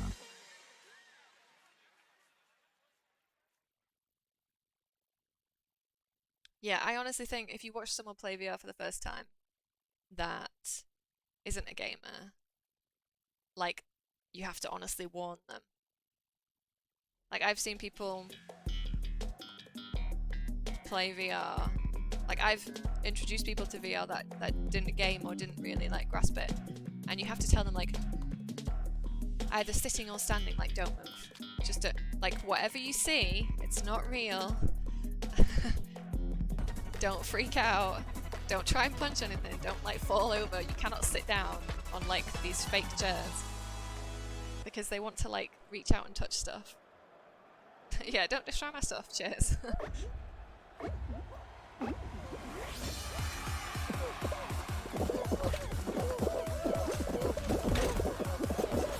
be honest, I don't know why I'm playing this level, because I'm not going to make it. So I don't know why I bothered. Let's try. Oh no.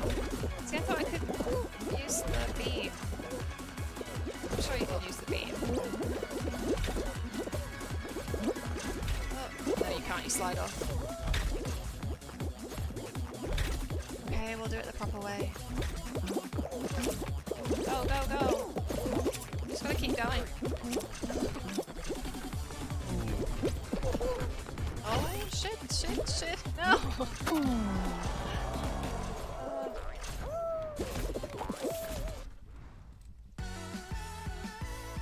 I mean, I only have PSVR because it's the cheapest option.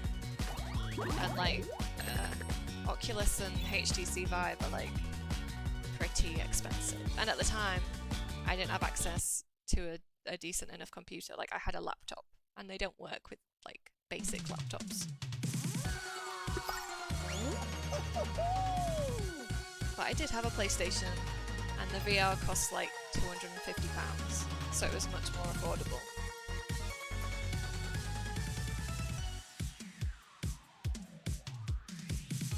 Yeah, it's quite an investment. Especially, it depends, if you've already got the computer, at least that's one expense that you don't have to worry about. If you don't, and you've got to buy everything, it's a lot. But I know that I have spent a lot of time in VR just like chilling out. It depends what kind of experiences you've got and what games, but... Okay, well that's good.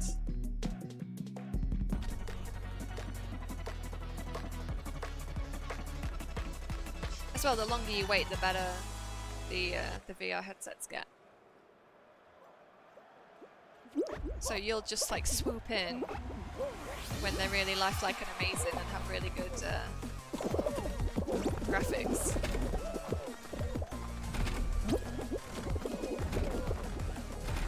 Because the PlayStation headset, it's really good, and you do kind of get used to it, but the pixels on it aren't great. And some stuff can look a bit blurry. But for an overall experience,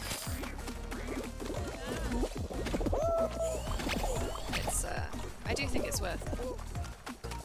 Just slow. Go, go, go, go, go.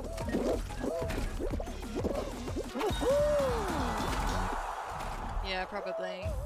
I still don't have a PS5 because you just can't seem to get them anywhere.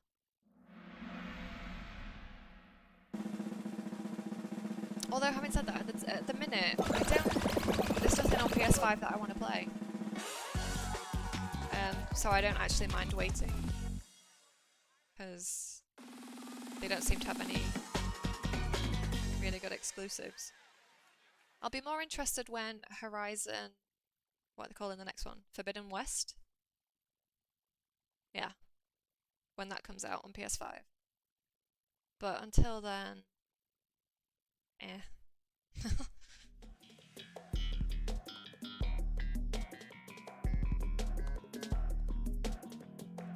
Maybe. Plus, I do think it's really good that they give everybody the option of like, if you buy it on PS4, you can like upgrade it to PS5 for free. So if it does come out on PS4, I'll just buy it and then upgrade it later when I get a PS5.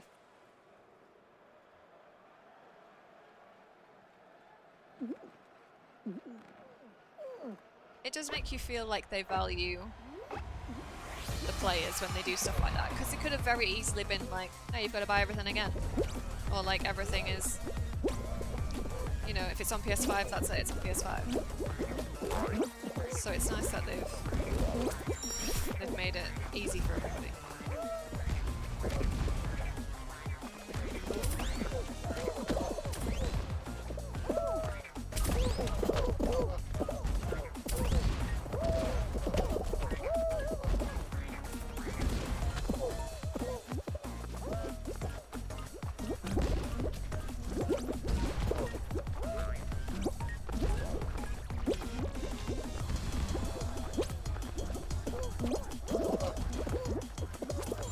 That's good news.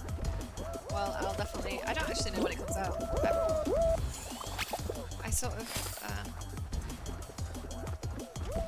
for the most part, I don't pay attention to release dates until it's actually upon us.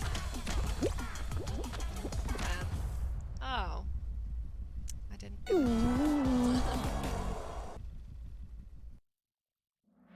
Unless it's something like Resident Evil, then that's on my radar. Definitely. But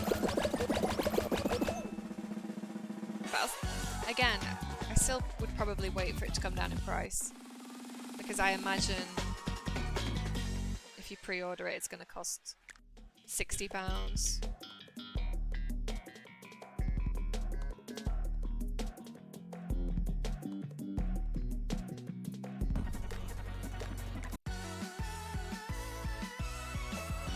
I did really like the first game, but I only played that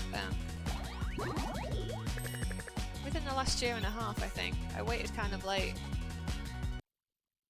to get into it.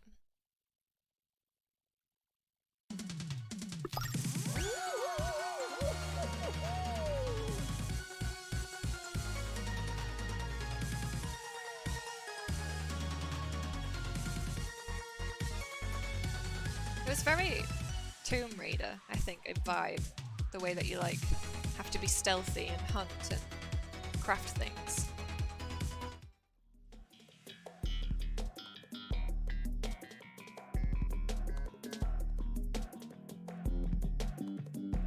But apart from that, I can't think of anything coming out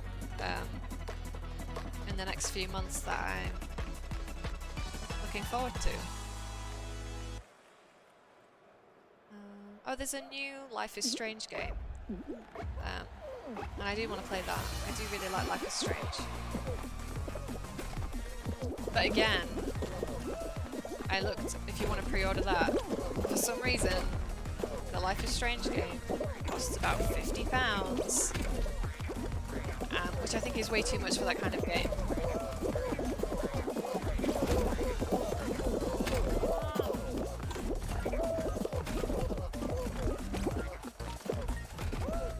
Because like it's a really good story.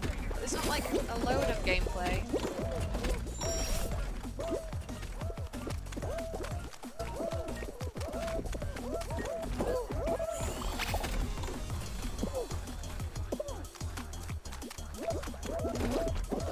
Oh shit, I've done it again. Damn. Yeah. You know what? The same. When I started Horizon Zero Dawn, I played it for like a good many hours actually, before I was like, you know what, I'm not really sure how I feel about this.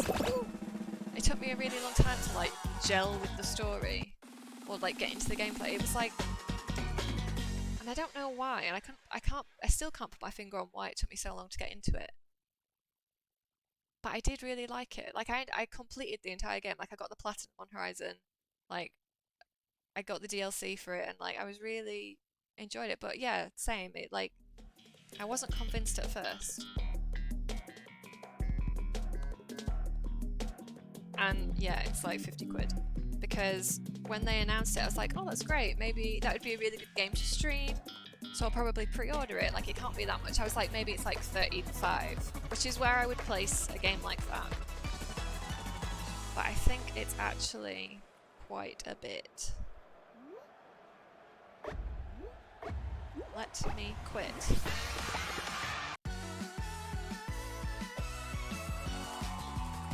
And that's if you get the standard edition. I'm pretty sure, like, they're offering a deluxe edition where you get, I think they give you like the digital soundtrack, and like they normally do like what, a couple of costume changes, but nothing that special. Like, you don't get extra DLC with that. Oh, and it's only on PS5. Shit, yeah. So I can't actually play that unless I get a new console.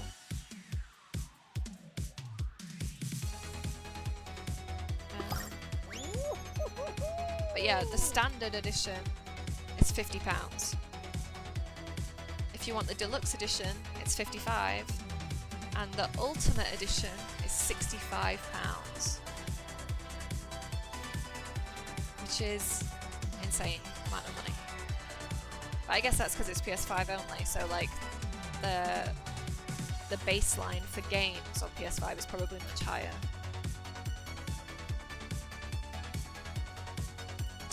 Yeah, I have this. Having said that, I have the soundtrack for I think the other Life is Strange games, but again, that's because I came to those games kind of late to the party, so I was able to get the deluxe editions for like £15. It was just worth it. What else do I have the soundtrack for? It's hard to remember because if they'd like digital soundtracks, I don't like download them on the PlayStation. I tend to just like add them on Spotify. Like, basically my entire library in Spotify is just video game soundtracks. I do have the proper disc edition, like the CD, the disc edition, the CD. Do you remember CDs? For Little Nightmares. Oh shit. Oh, so this is different again.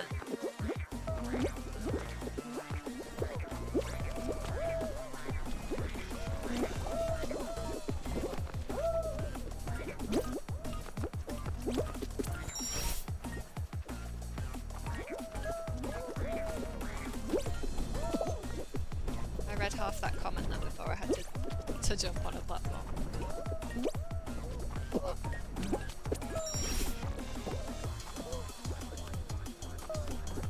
Oh, that's really good. That's really affordable. They've just, I think maybe now because like Life is Strange has such like a massive fan following, they're just trying to see what they can get away with charging people.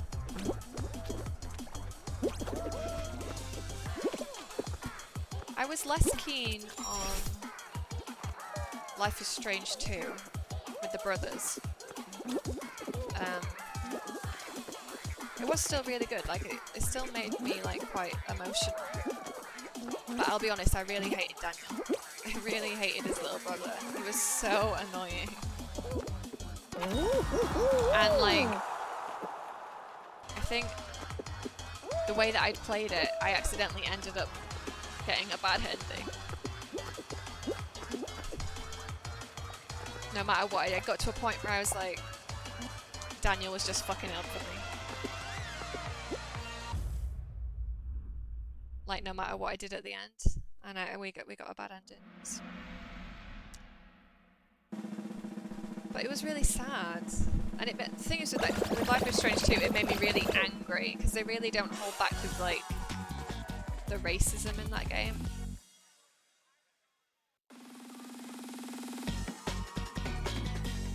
So it was good, but it didn't intrigue me the same way that the first game did, and Before the Storm.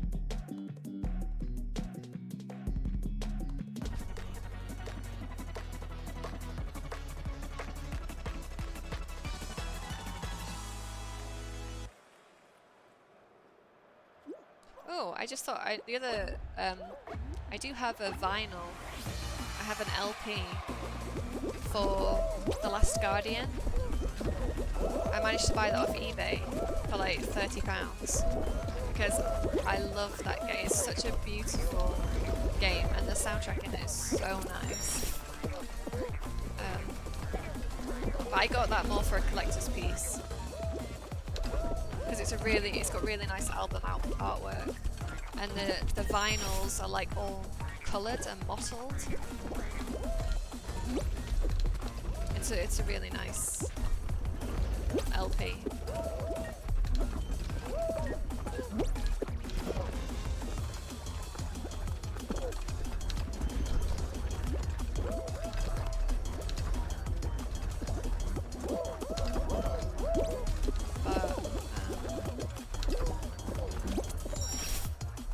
See, I've thought about getting more vinyls as well, like video game vinyls, but it's a very slippery slope. You know, once you've got a few, you just want to keep buying more and more, and then the thing is, I don't even have a very good record player. It's like quite a cheap one. It's not great. I just bought them to have.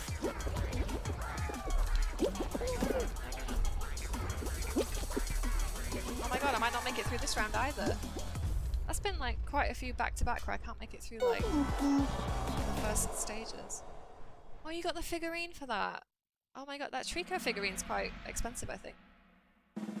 Because I also saw that, I was like, look, every time I like play a game and fall in love with a game, I instantly like go to eBay or just the internet generally, and I'm like, what merchandise can I buy for this game? And I looked on eBay and I think I saw a couple of those figures. And they were quite expensive, but they are really nice. They should do more video game figures. They don't do enough. Oh no.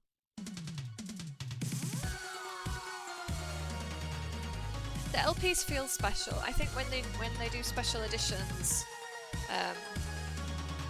for video games that include things like LPs, it feels more worthwhile because it's not just like, I don't know, like, oh, it includes a pin badge. I mean, I like pin badges, I'll be honest, but I don't know, like it's a piece of tat. Like an LP feels like you're getting quality bit of merchandise as well, so that's good. Before the Storm is actually really good. I was kind of skeptical about playing it at first because I thought like, they just kind of like pad out the first game, you know, and it's probably not worth it. They just, like, sometimes, like in my head I was like, sometimes things are better left unsaid, and it doesn't need to be gone into too much. But Before the Storm is actually really good. It doesn't feel unwanted, you know, like it has something new to say, I think, and it does actually give more context rather than it just being like information that you didn't need. I don't know what I'm trying to say. You know, like sometimes when they do like prequels to movies or whatever, TV shows, games, it feels really unnecessary and really like they're trying to milk it for profits. Like I felt that way about Fear the Walking Dead, because I love The Walking Dead, and then I saw like the prequel and it was just, to me it felt pointless. But Before the Storm, I think, is worth it.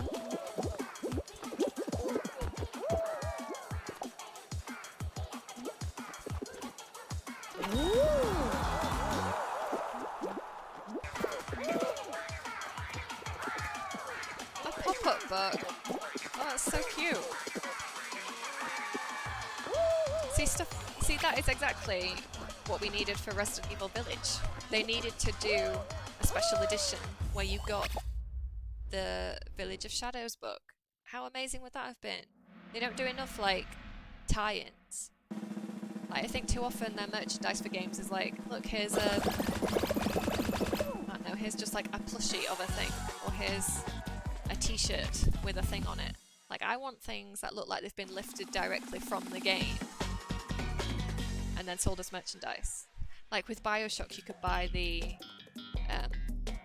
like the plasmid bottles. Like, that was really cool. I want to feel like I'm in the universe.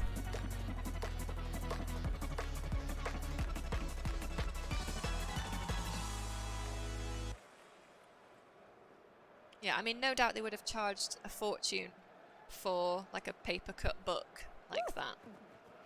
I'm sure they would have charged over the odds, but it would have been really cool.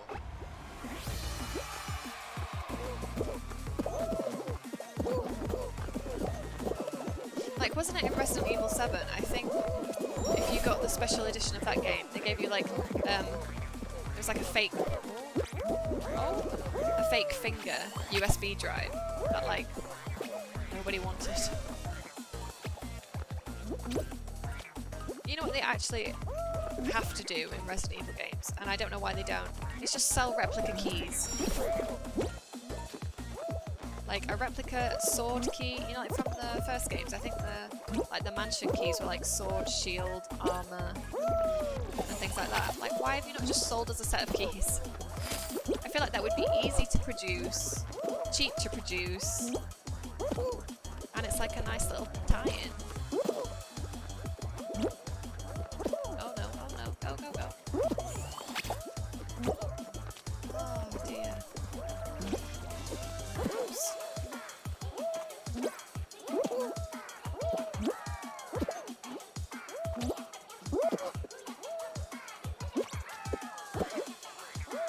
Oh, I'm still not gonna make it. Damn. It was going so well for like most of this stream, and now I just can't get past the first level.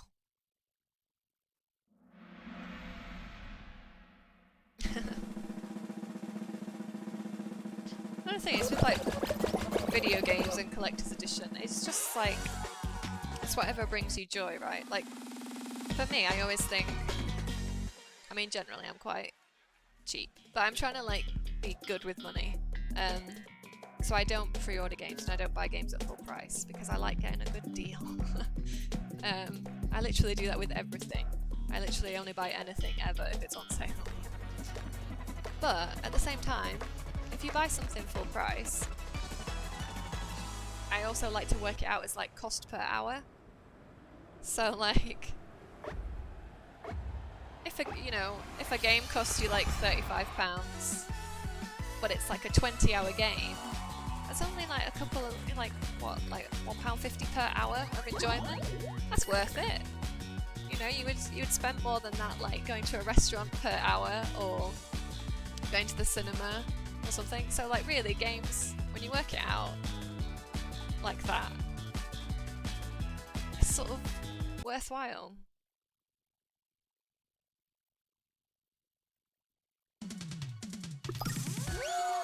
I don't know, maybe I'm the only person that does that. I always like break it down, and I always look up how long a game is online, and I'm like, okay, this is like 10 hours, so if I spend like £12 on this game, it's like, what, £1.20 an hour? And then I think, I'd absolutely pay that. Like, if this was a game in an arcade, and they said like, well, you can play it for an hour, but it's going to cost you £2, I'd be like, oh, a bargain. Yeah, I mean, in the last year and a half, we've not been able to go to the cinema anyway, right? But to be honest, I don't know that I'll ever go to the cinema again, because I feel like we're told that the cinema is a fun time, but for the most part, I actually hate it. Because it's the same, it's like, it seems to have gone up so much. Now it's like, yeah, £20 a ticket. I always smuggle in my own food and drink. I'm not gonna lie. Like, I just have an extra large backpack that I just bring in snacks. Because popcorn has got to, like, the biggest conspiracy ever. And, like, the markup on popcorn. Surely that's, like, the biggest markup on anything ever. Like, even more than, like, petrol and gas. Because, I don't know, like... But yeah, and people always talk throughout the movie, Or like there's literally always somebody on their phone. And like, I'd rather sit on my own at home in a dark room with access to the toilet, on a comfy sofa, access to free snacks that I can pause if I want to or whatever, and it doesn't cost me a fortune.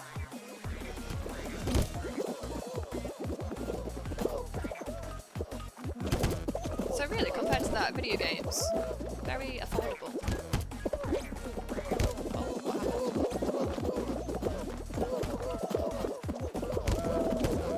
And you get to keep them and then play them again and again.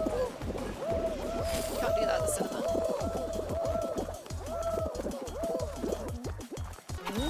Just.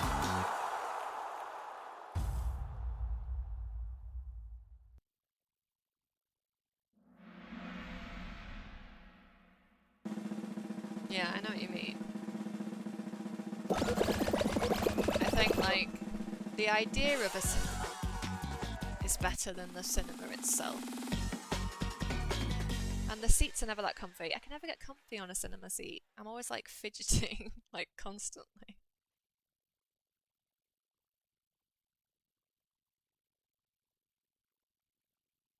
The only time I think, like, the best cinema experience is I went to a cinema once when I was on holiday with my dad, and we went to China, and we went to this, I don't know what we were doing, we were trying to kill time for some reason. We went to a cinema and we were literally the only people in that cinema. It was just me and my dad and it was brilliant. Like, it's very rare that that happens. But it felt kind of, it also felt special because you were like, oh, it feels like the cinema's been, yeah, it was like a private showing that it's been rented out just for us. And that was like the coolest thing.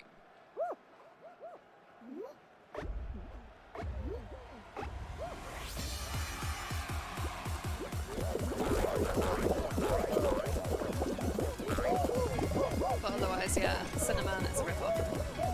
Video games are where it's at. I feel like, if anything, you're just sort of convincing me to pre-order games. Convincing me. Like, it feels like you're making a point. Inadvertently making a point that, like, yeah, maybe it's not so bad to have, like, to spend £50 on a game.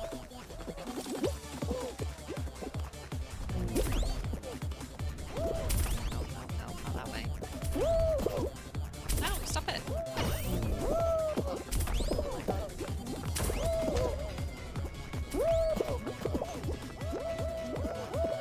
I think I've wound up at the back of the pack now.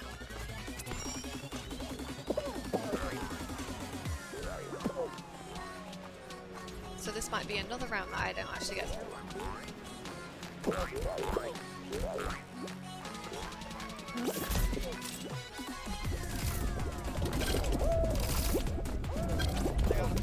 I'm stuck. Stop it. I can't get off. Oh god.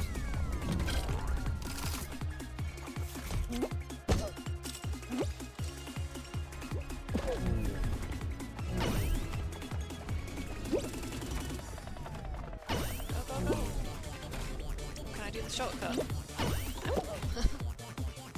Oh no, I'm not gonna get through!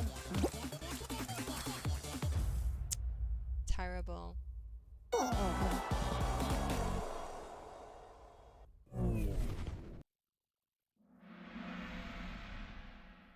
That's pretty cool though. A figurine.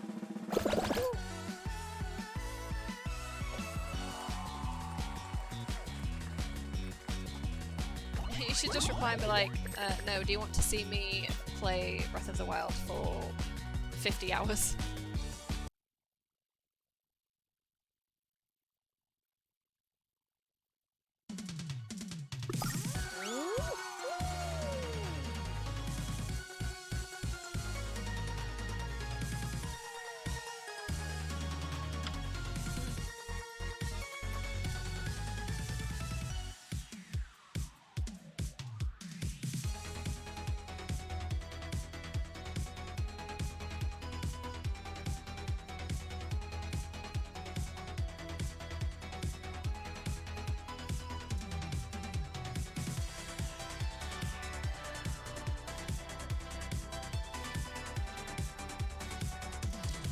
Yeah, it's much easier to get people to watch or play with you when it's co-op.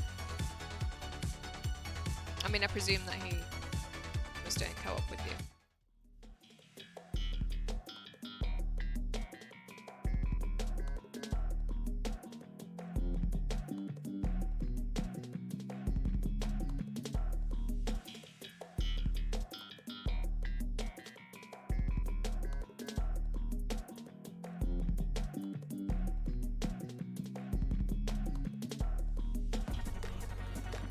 Yeah, I remember that. I played it co-op with someone as well. It was a good co-op game, but the split screen wasn't the best. Because from what I remember, it didn't do split screen like in a normal way, where it's just like half the screen. It did it like a box in the top left, and then sort of a box in the bottom right. So you ended up getting like black on the screen as well.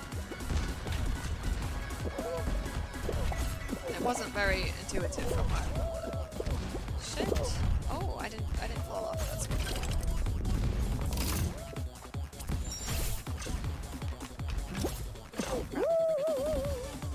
Yeah, it was really weird. I don't know why they didn't decide to just like...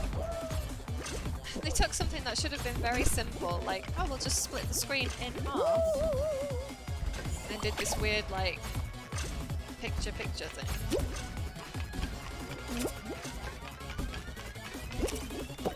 Get up there.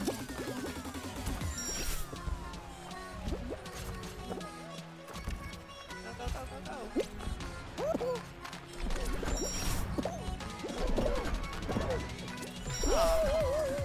Oh, it counted.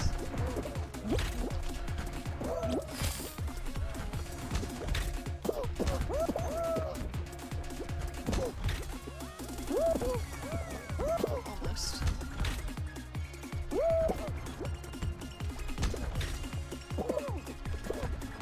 Oh. Okay, I'm going the long way around.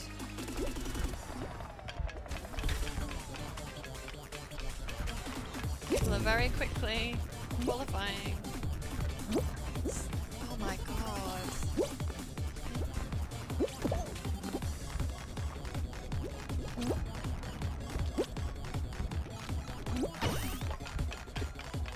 I should still be able to make it through.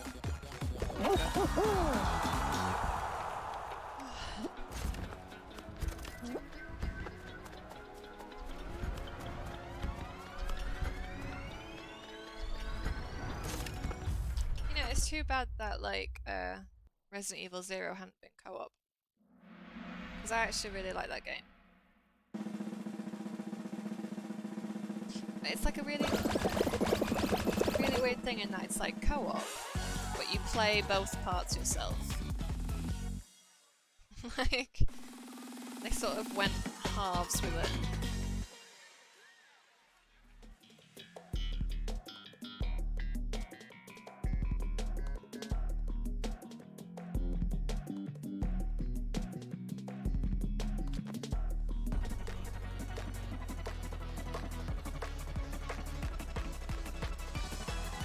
I suppose it's not all in co-op. There'd be bits where you'd have to sit out, but that would kind of work too, so... Yeah, would be good. I mean, it'd be cool if you had light guns at all. You know what I wish I still had? But again, it was one of those things that I sold because I was like growing up and I didn't need it anymore. It's my dance mat. I wish I'd kept that.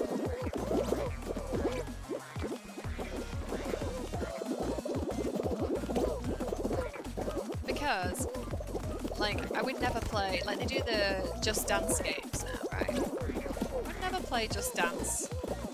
You wouldn't catch me doing that, but you would catch me on a dance mat.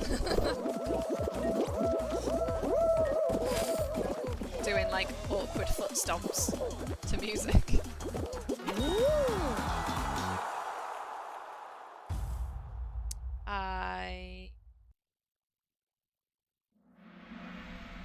I have a connect?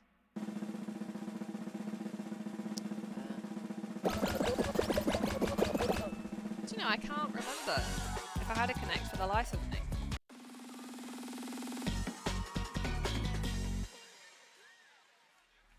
I don't think I had a camera. No, I don't think I had the connect.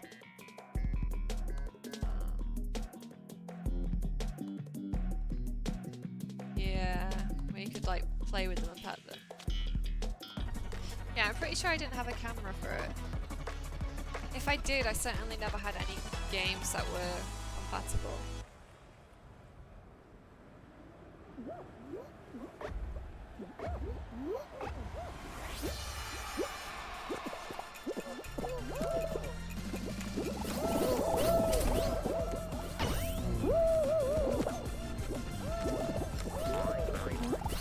Oh, they made this harder.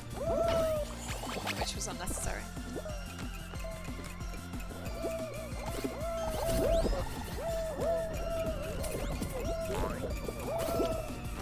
What's happening? Go for it. Oh, almost. I've still got all the games for the Xbox 360, but it's at my dad's house at the minute. Because he technically bought it, he did this thing where he was like, can I have it back? And I was like, okay. So my dad currently has the Xbox 360.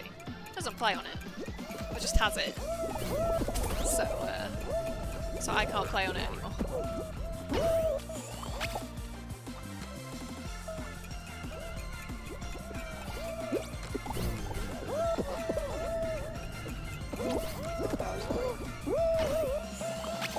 Just one more.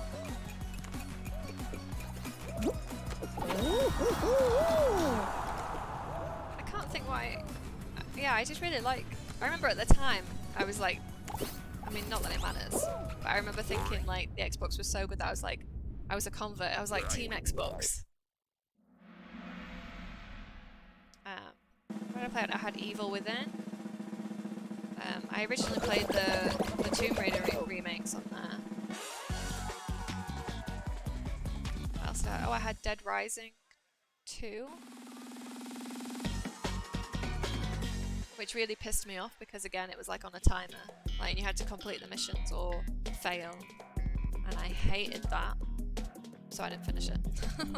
I got to a point where on Dead Rising I'd like the way that I'd saved it in a way where it became impossible to get the, what's it called, Zombrex for Katie. So she was doomed to turn into a zombie. And at that point I was just like, oh, I've had enough. Like, it really annoyed me that I couldn't save her.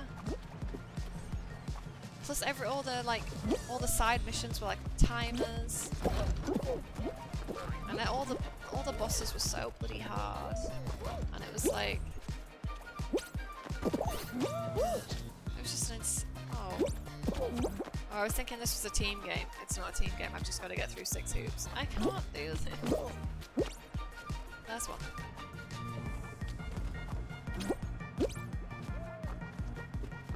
No, I can't get that.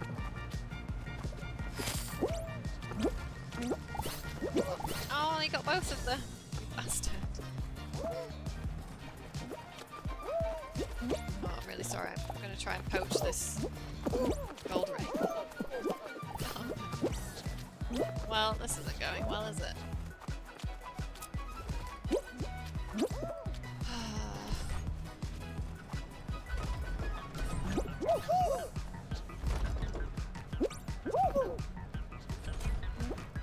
That's fine, you deserve that.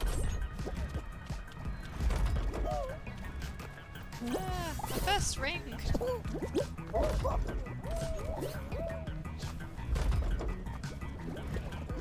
I think it's the second that I try and run towards one, it's going to be when one appears right by me. Oh, I'm not making this round.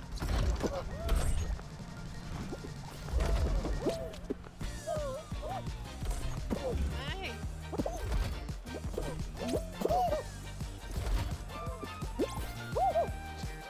And yeah, I'm still trying. I don't know why I'm still try.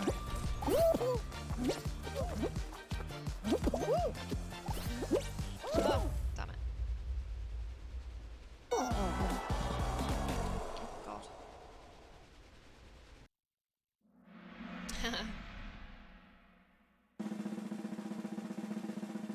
Yeah, I never had a Wii.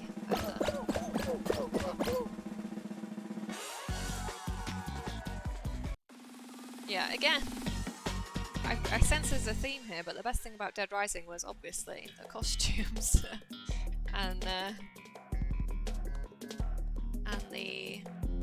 the weapon customization.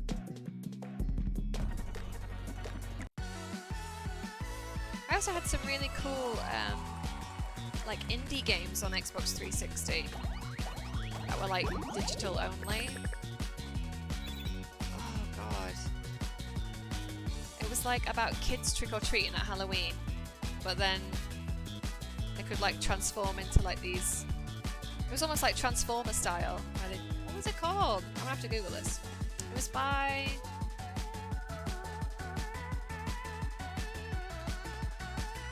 It would help if I could remember anything. The second I try and describe something, I forget all words. Costume Quest! Yeah, I'm really terrible at remembering stuff. I'm like, you know, that thing! And somehow you got it. But yeah, it was Costume Quest. I bloody loved those games. That's like the one thing actually that I wish I still had the Xbox for, was to replay Costume Quest. Because you can't actually get it on anything else. Like all the other games, like, you know, Dead Rising, or Evil Within, or Tomb Raider, you can all buy those. You can buy all those on PlayStation. So, like, they're not lost. But the only thing that's really lost is Costume Quest. Because I still downloaded on the Xbox that's at my dad's house. That game was so good. The second one was not quite as good. I never played Limbo, but I watched my boyfriend at the time play Limbo, and that was pretty terrifying, like spooky. And then I watched whatever the follow-up was called. Well, not the follow-up, but the successor. I think I watched that on YouTube, whatever it was.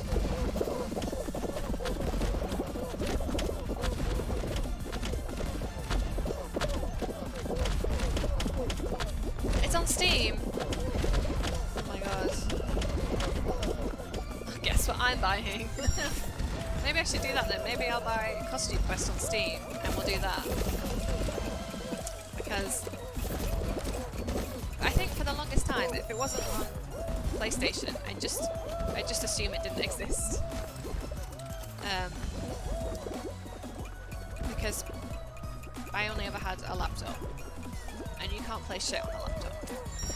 It's just not even worth thinking about. On some laptops you can. On my laptop, on my like £300 laptop, you cannot play anything. Oh my god, definitely we'll do a Costume Quest stream then.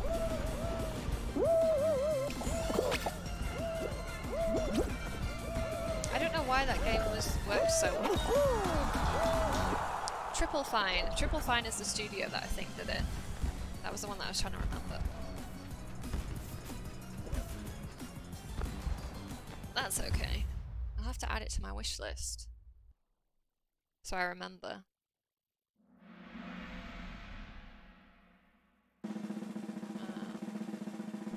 Let's say I've got that app here on my phone. It'll be easier to do this.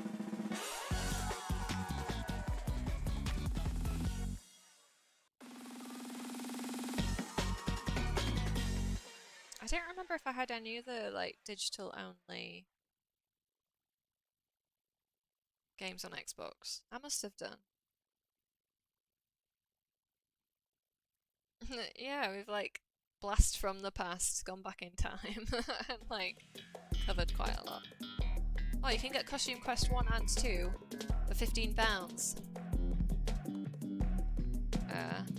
The first costume quest, if you just want the first one, it's $6.99 here, which I guess is sort of ish the same euros price. So. Oh, amazing.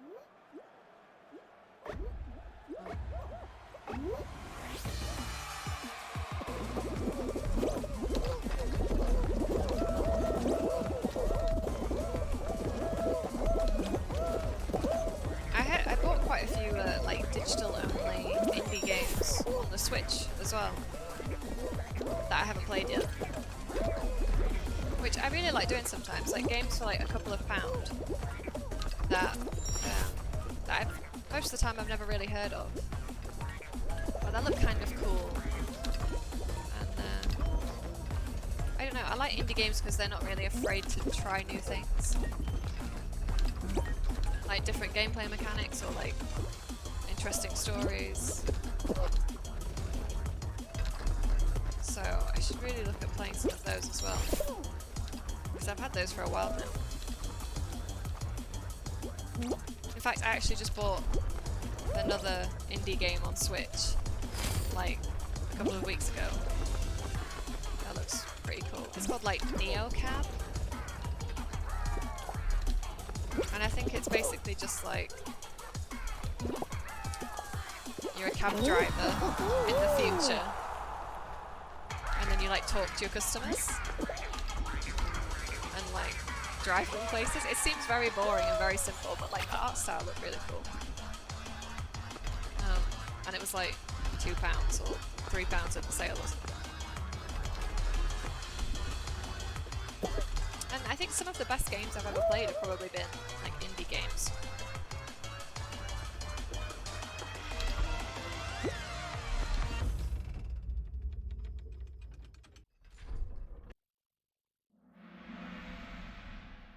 Yeah, it could be garbage, but that's the thing. When it's a couple of £, you don't really lose very much.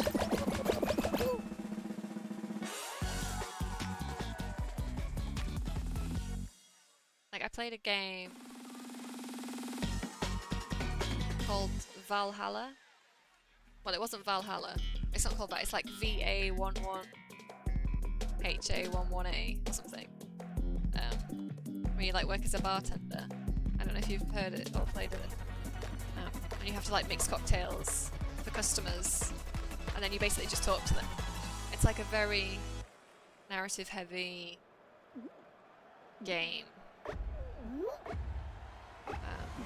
With a mild bit of cocktail making, and you can choose like if you make them the correct cocktail or if you fuck it up, and like kind of like games like that where they're almost like visual novels in a way. I also played I just remember. See, when I remember one, I remember them all. It's like opening the floodgates. I also played a game that I would have never looked at twice if it hadn't been free PS Plus.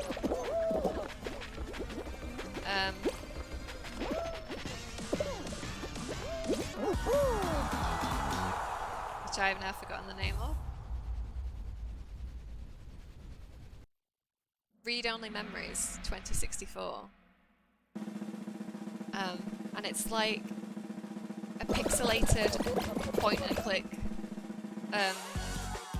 like almost crime detective type thing with like a little robot. It's so like, if I'd seen that advertised on the store, I would have just thought it looked kind of like boring or crappy, but because it was free on PlayStation Plus, I basically almost always try everything that I get for free.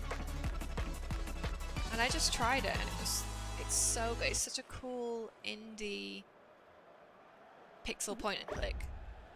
I love it. I've played it a couple of times, and it's got such a good soundtrack. It's the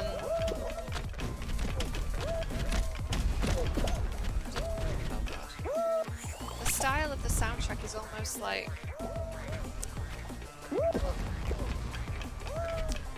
not chiptune, but like I don't know, like God, where did he come from? like very much the soundtracks that you would get from like old MS-DOS games or something. Like, I don't know, it's very like synthy, like new wave kind of. Oh, failed.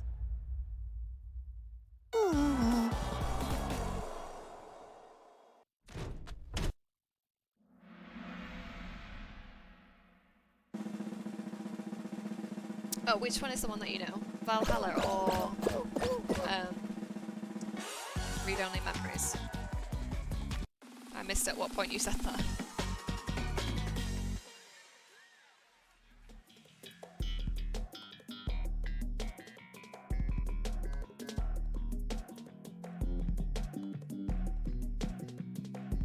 I don't know that one. The only game that I remember actually playing on MS-DOS was Valhalla. Okay. Yeah. Read Only Memories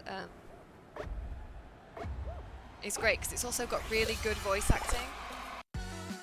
So like it's a pixel point and click, which most of the time I think on games like that are like the characters are silent. Like you only ever read their dialogue.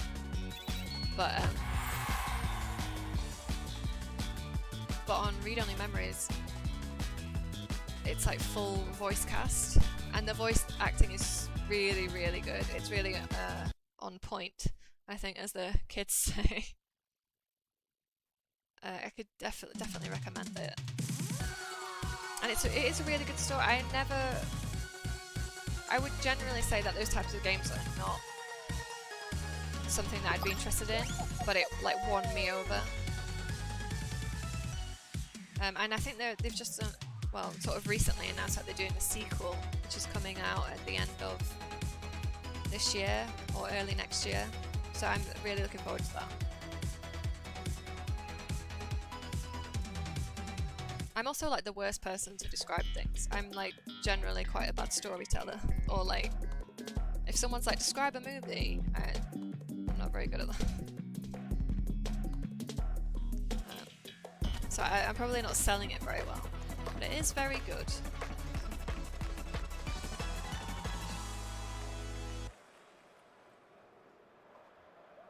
Oh, I keep forgetting to check Epic Games, because I do have an account, and they give you like, what, a free game every 2 weeks or something.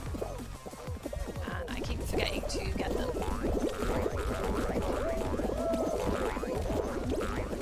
I was saying, I keep getting distracted by myself. The only MS-DOS game I remember playing as a kid, it's going to sound strange, but it was like educational. And it was a point-and-click adventure called Museum Madness, where you were like a little boy trying to help like restore the museum exhibits in this because it was all like American history and American science. And you had to like restore the exhibits by like finding out what actually happened, and then like put the props in the right exhibits, or like, and you do that by like talking to the characters and finding out what happened, and like I think you learn about like the Declaration of Independence, but it also goes back to like dinosaurs and cavemen. It was such a good game.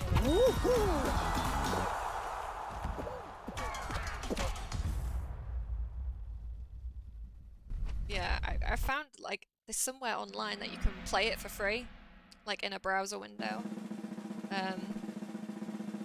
And I've been really tempted to play it again. Like, maybe just for me, because I have like really vivid memories of playing that as a kid. That must have been actually one of the first video games I ever played. When I was like, it was definitely before PlayStation.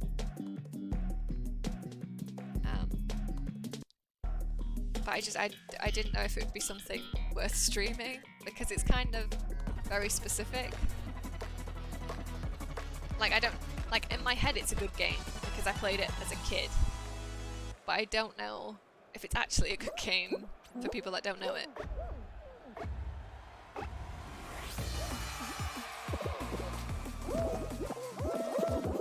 But it also means that if you play it in a browser window, I don't know if you can save the game. So I'm really worried that, like, if the browser crashes or whatever. Or like if I don't want to play it in one sitting, because I still think it's quite a long game. How do you go back to where you were? So I really wanted to find somewhere where you could download it.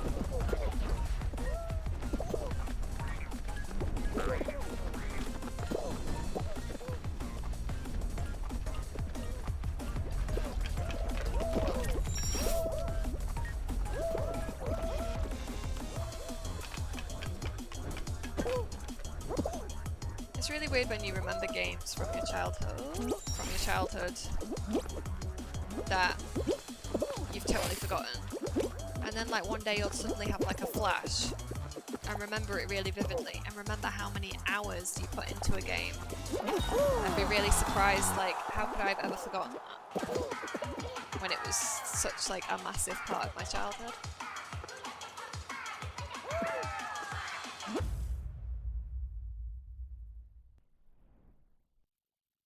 Oh my god, like I had a CD-ROM that was like, I don't know if you had this, but like, did you ever have like a book club at school? And sometimes you get like a little leaflet and there'd be books in it, but you could also buy like video games for the computer. Maybe, I don't know how often, like every few months, like the book club man would come to our school and give out the leaflets, and you'd go home, and then like a week later he'd take orders, and then you get your stuff delivered to school, like books and games delivered to school. I don't know if it's just like a British thing, or... But I probably got games from that, and I think one was about like singing vegetables. It was like a CD-ROM game trying to get kids to like eat vegetables. It's very random.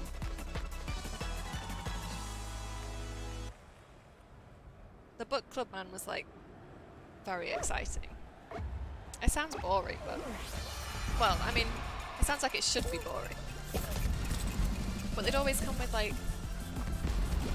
it would be a leaflet full of like fun picture books or fun novels, but also like sometimes it'd sell toys, sometimes it'd sell like CD-ROMs. Like I remember trying to buy Dogs. You know the video game Dogs, but it's like got a Z on the end for like the computer, where you like you breed dogs and you, I don't know, you groom them and you feed them. It's very basic. And buying that from the book club man. But it didn't work on our computer because our computer was too shit, so I had to return it.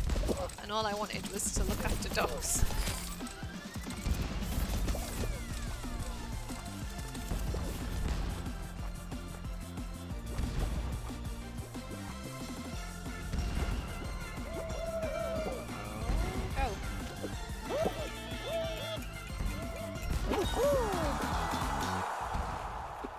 Well, that's also impressive, but at the same time, you were only in a chess club for a few months. Really boring would be to say that I've been in a chess club for like 20 years. Because I'm guessing you also left maybe because you got bored, or maybe like... That's also like a weird flex though, right? Because to be in a chess club, I'd say you've got to be pretty smart.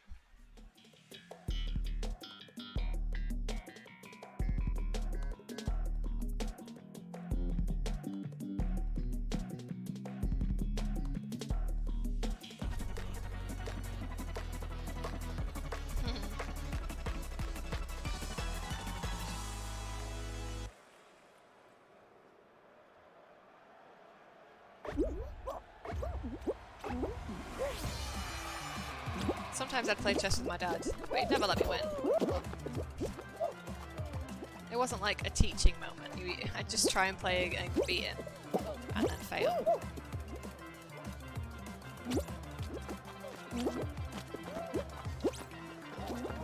Go.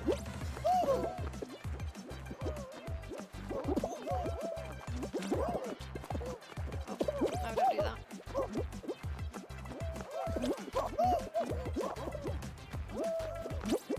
Okay. Go, go, go, go.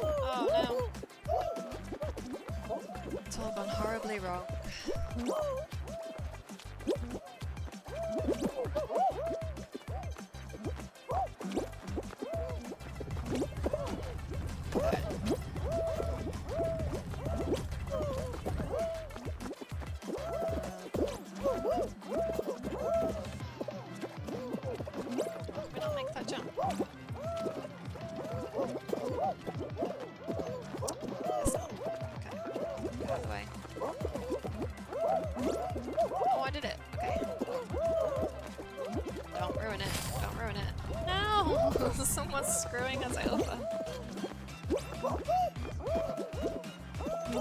I thought, how are they making that jump? Oh, there we go. Oh no, Santa's gonna beat me. Ugh.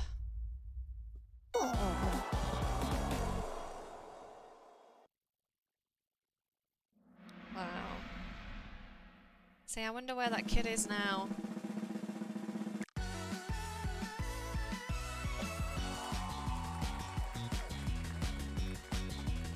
Okay.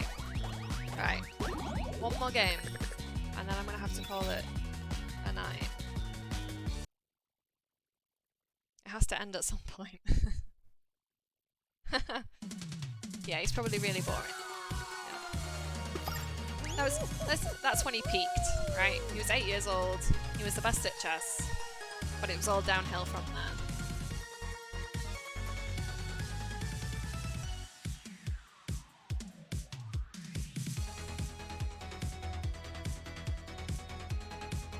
Oh, I actually didn't add costume quest in yet.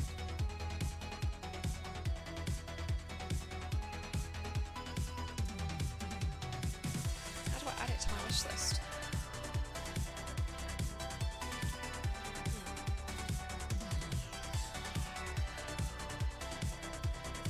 It only wants me to buy costume quest, it doesn't want me to add it to my wish list.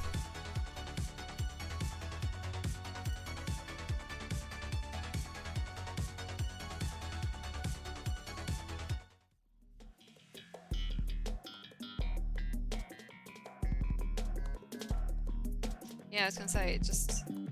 that's how it gets you. You can only buy. And yeah, I do have... oh well. Maybe you can only do it on the computer. Maybe you can add stuff. I can access my wish list on the phone. I can't add stuff to it. Okay. This is it, it's go big or go home.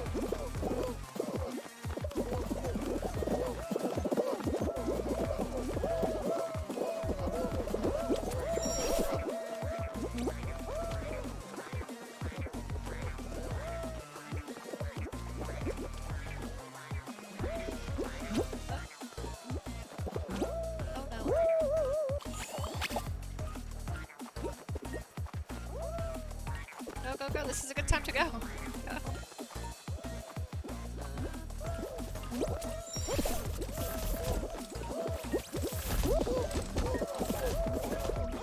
That was a terrible time.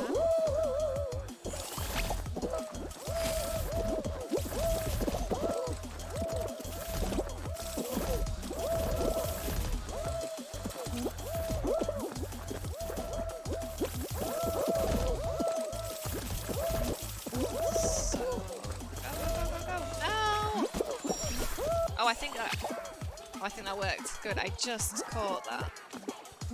That was a very lucky checkpoint.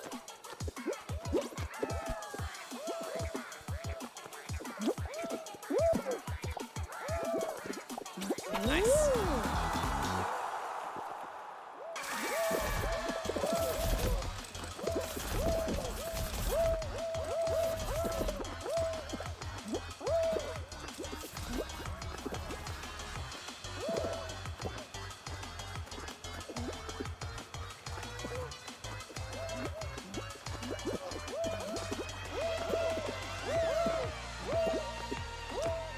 There's nothing on sale at the minute on my Steam wishlist, so... what I will do is I will not buy Costume Quest immediately. I will play Tomb Raider Legend first, and then hopefully by the time I finish playing that, it's on sale. I mean, it's not expensive now, this is the thing. I just like trying to squeeze like as much money off the price as I can.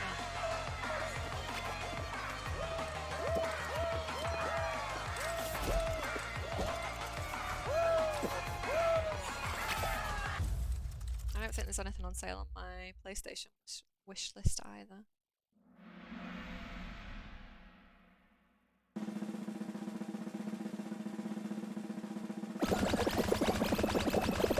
No.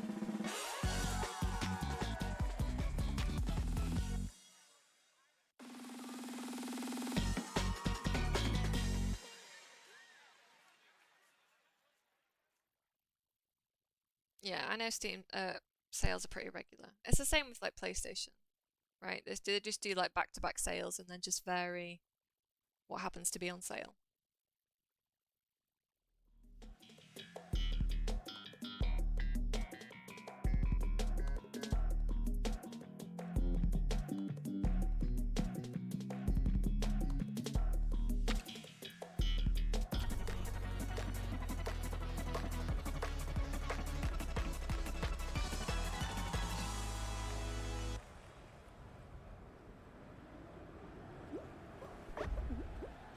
My ears are getting sore from the headphones again.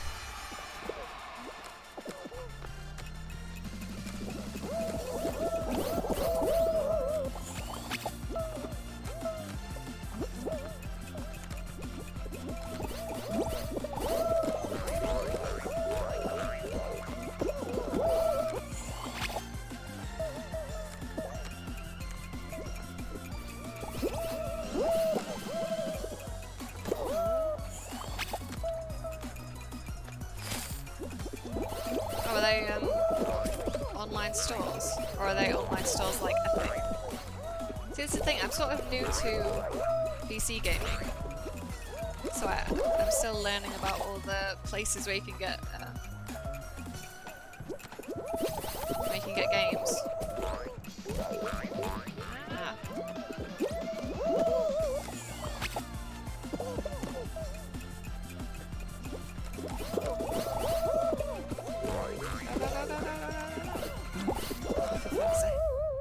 Ah. Well, it wasn't meant to be. Alright.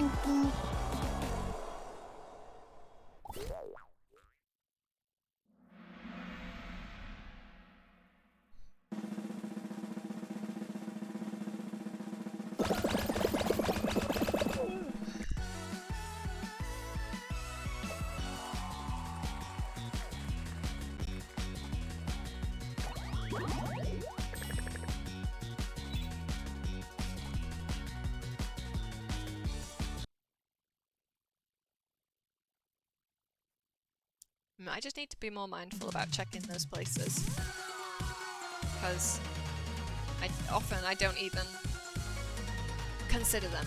They're just like out of my mind, I don't really think about it. But I guess there's no reason now as to why I can't play games on Steam. Oh, that's good. Okay, good to know. Well, I'll definitely look out on those then.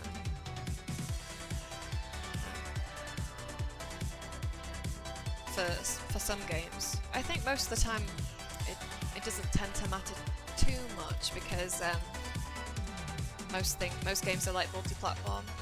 So if possible, I'll always tend to buy stuff on PlayStation, just because that's like my go-to gaming platform. But for things like Costume Quest and other things that I guess are Xbox exclusive, well, because there's like sometimes it's more like just Microsoft, so it's like Xbox or computer. Yeah, so I'll have to check those more. I've still got quite a bit to work on. Games to try and things to play through. Plus now I'll obviously add Costume Quest to that, because I'm definitely getting that. Like, I honestly have been thinking about that for weeks, and I can't believe I never checked Steam. So yeah, Tomb Raider Legend on Monday, and I guess that whole week. That should also take me through to about Thursday, I think. And then possibly the week after is Costume Quest time. We'll see, maybe something else. But yes, I did much better today. I managed to get through to the final like quite a lot, so that's good. So we're clearly like, we're making progress, we're making waves. In a few weeks, after I've had a few more sessions playing Fall Guys, maybe I'll be winning, just constantly winning. Oh, yeah, thanks for Wow, this has been a really long stream actually. I didn't intend to play for this long, but it was good chatting. That's the thing, you don't often chat that much when you play story games because it's too engrossing.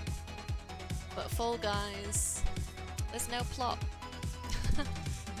Or no plot that I'm yet to discover. Maybe there's a greater narrative at work as to why all these beings are competing in these matches.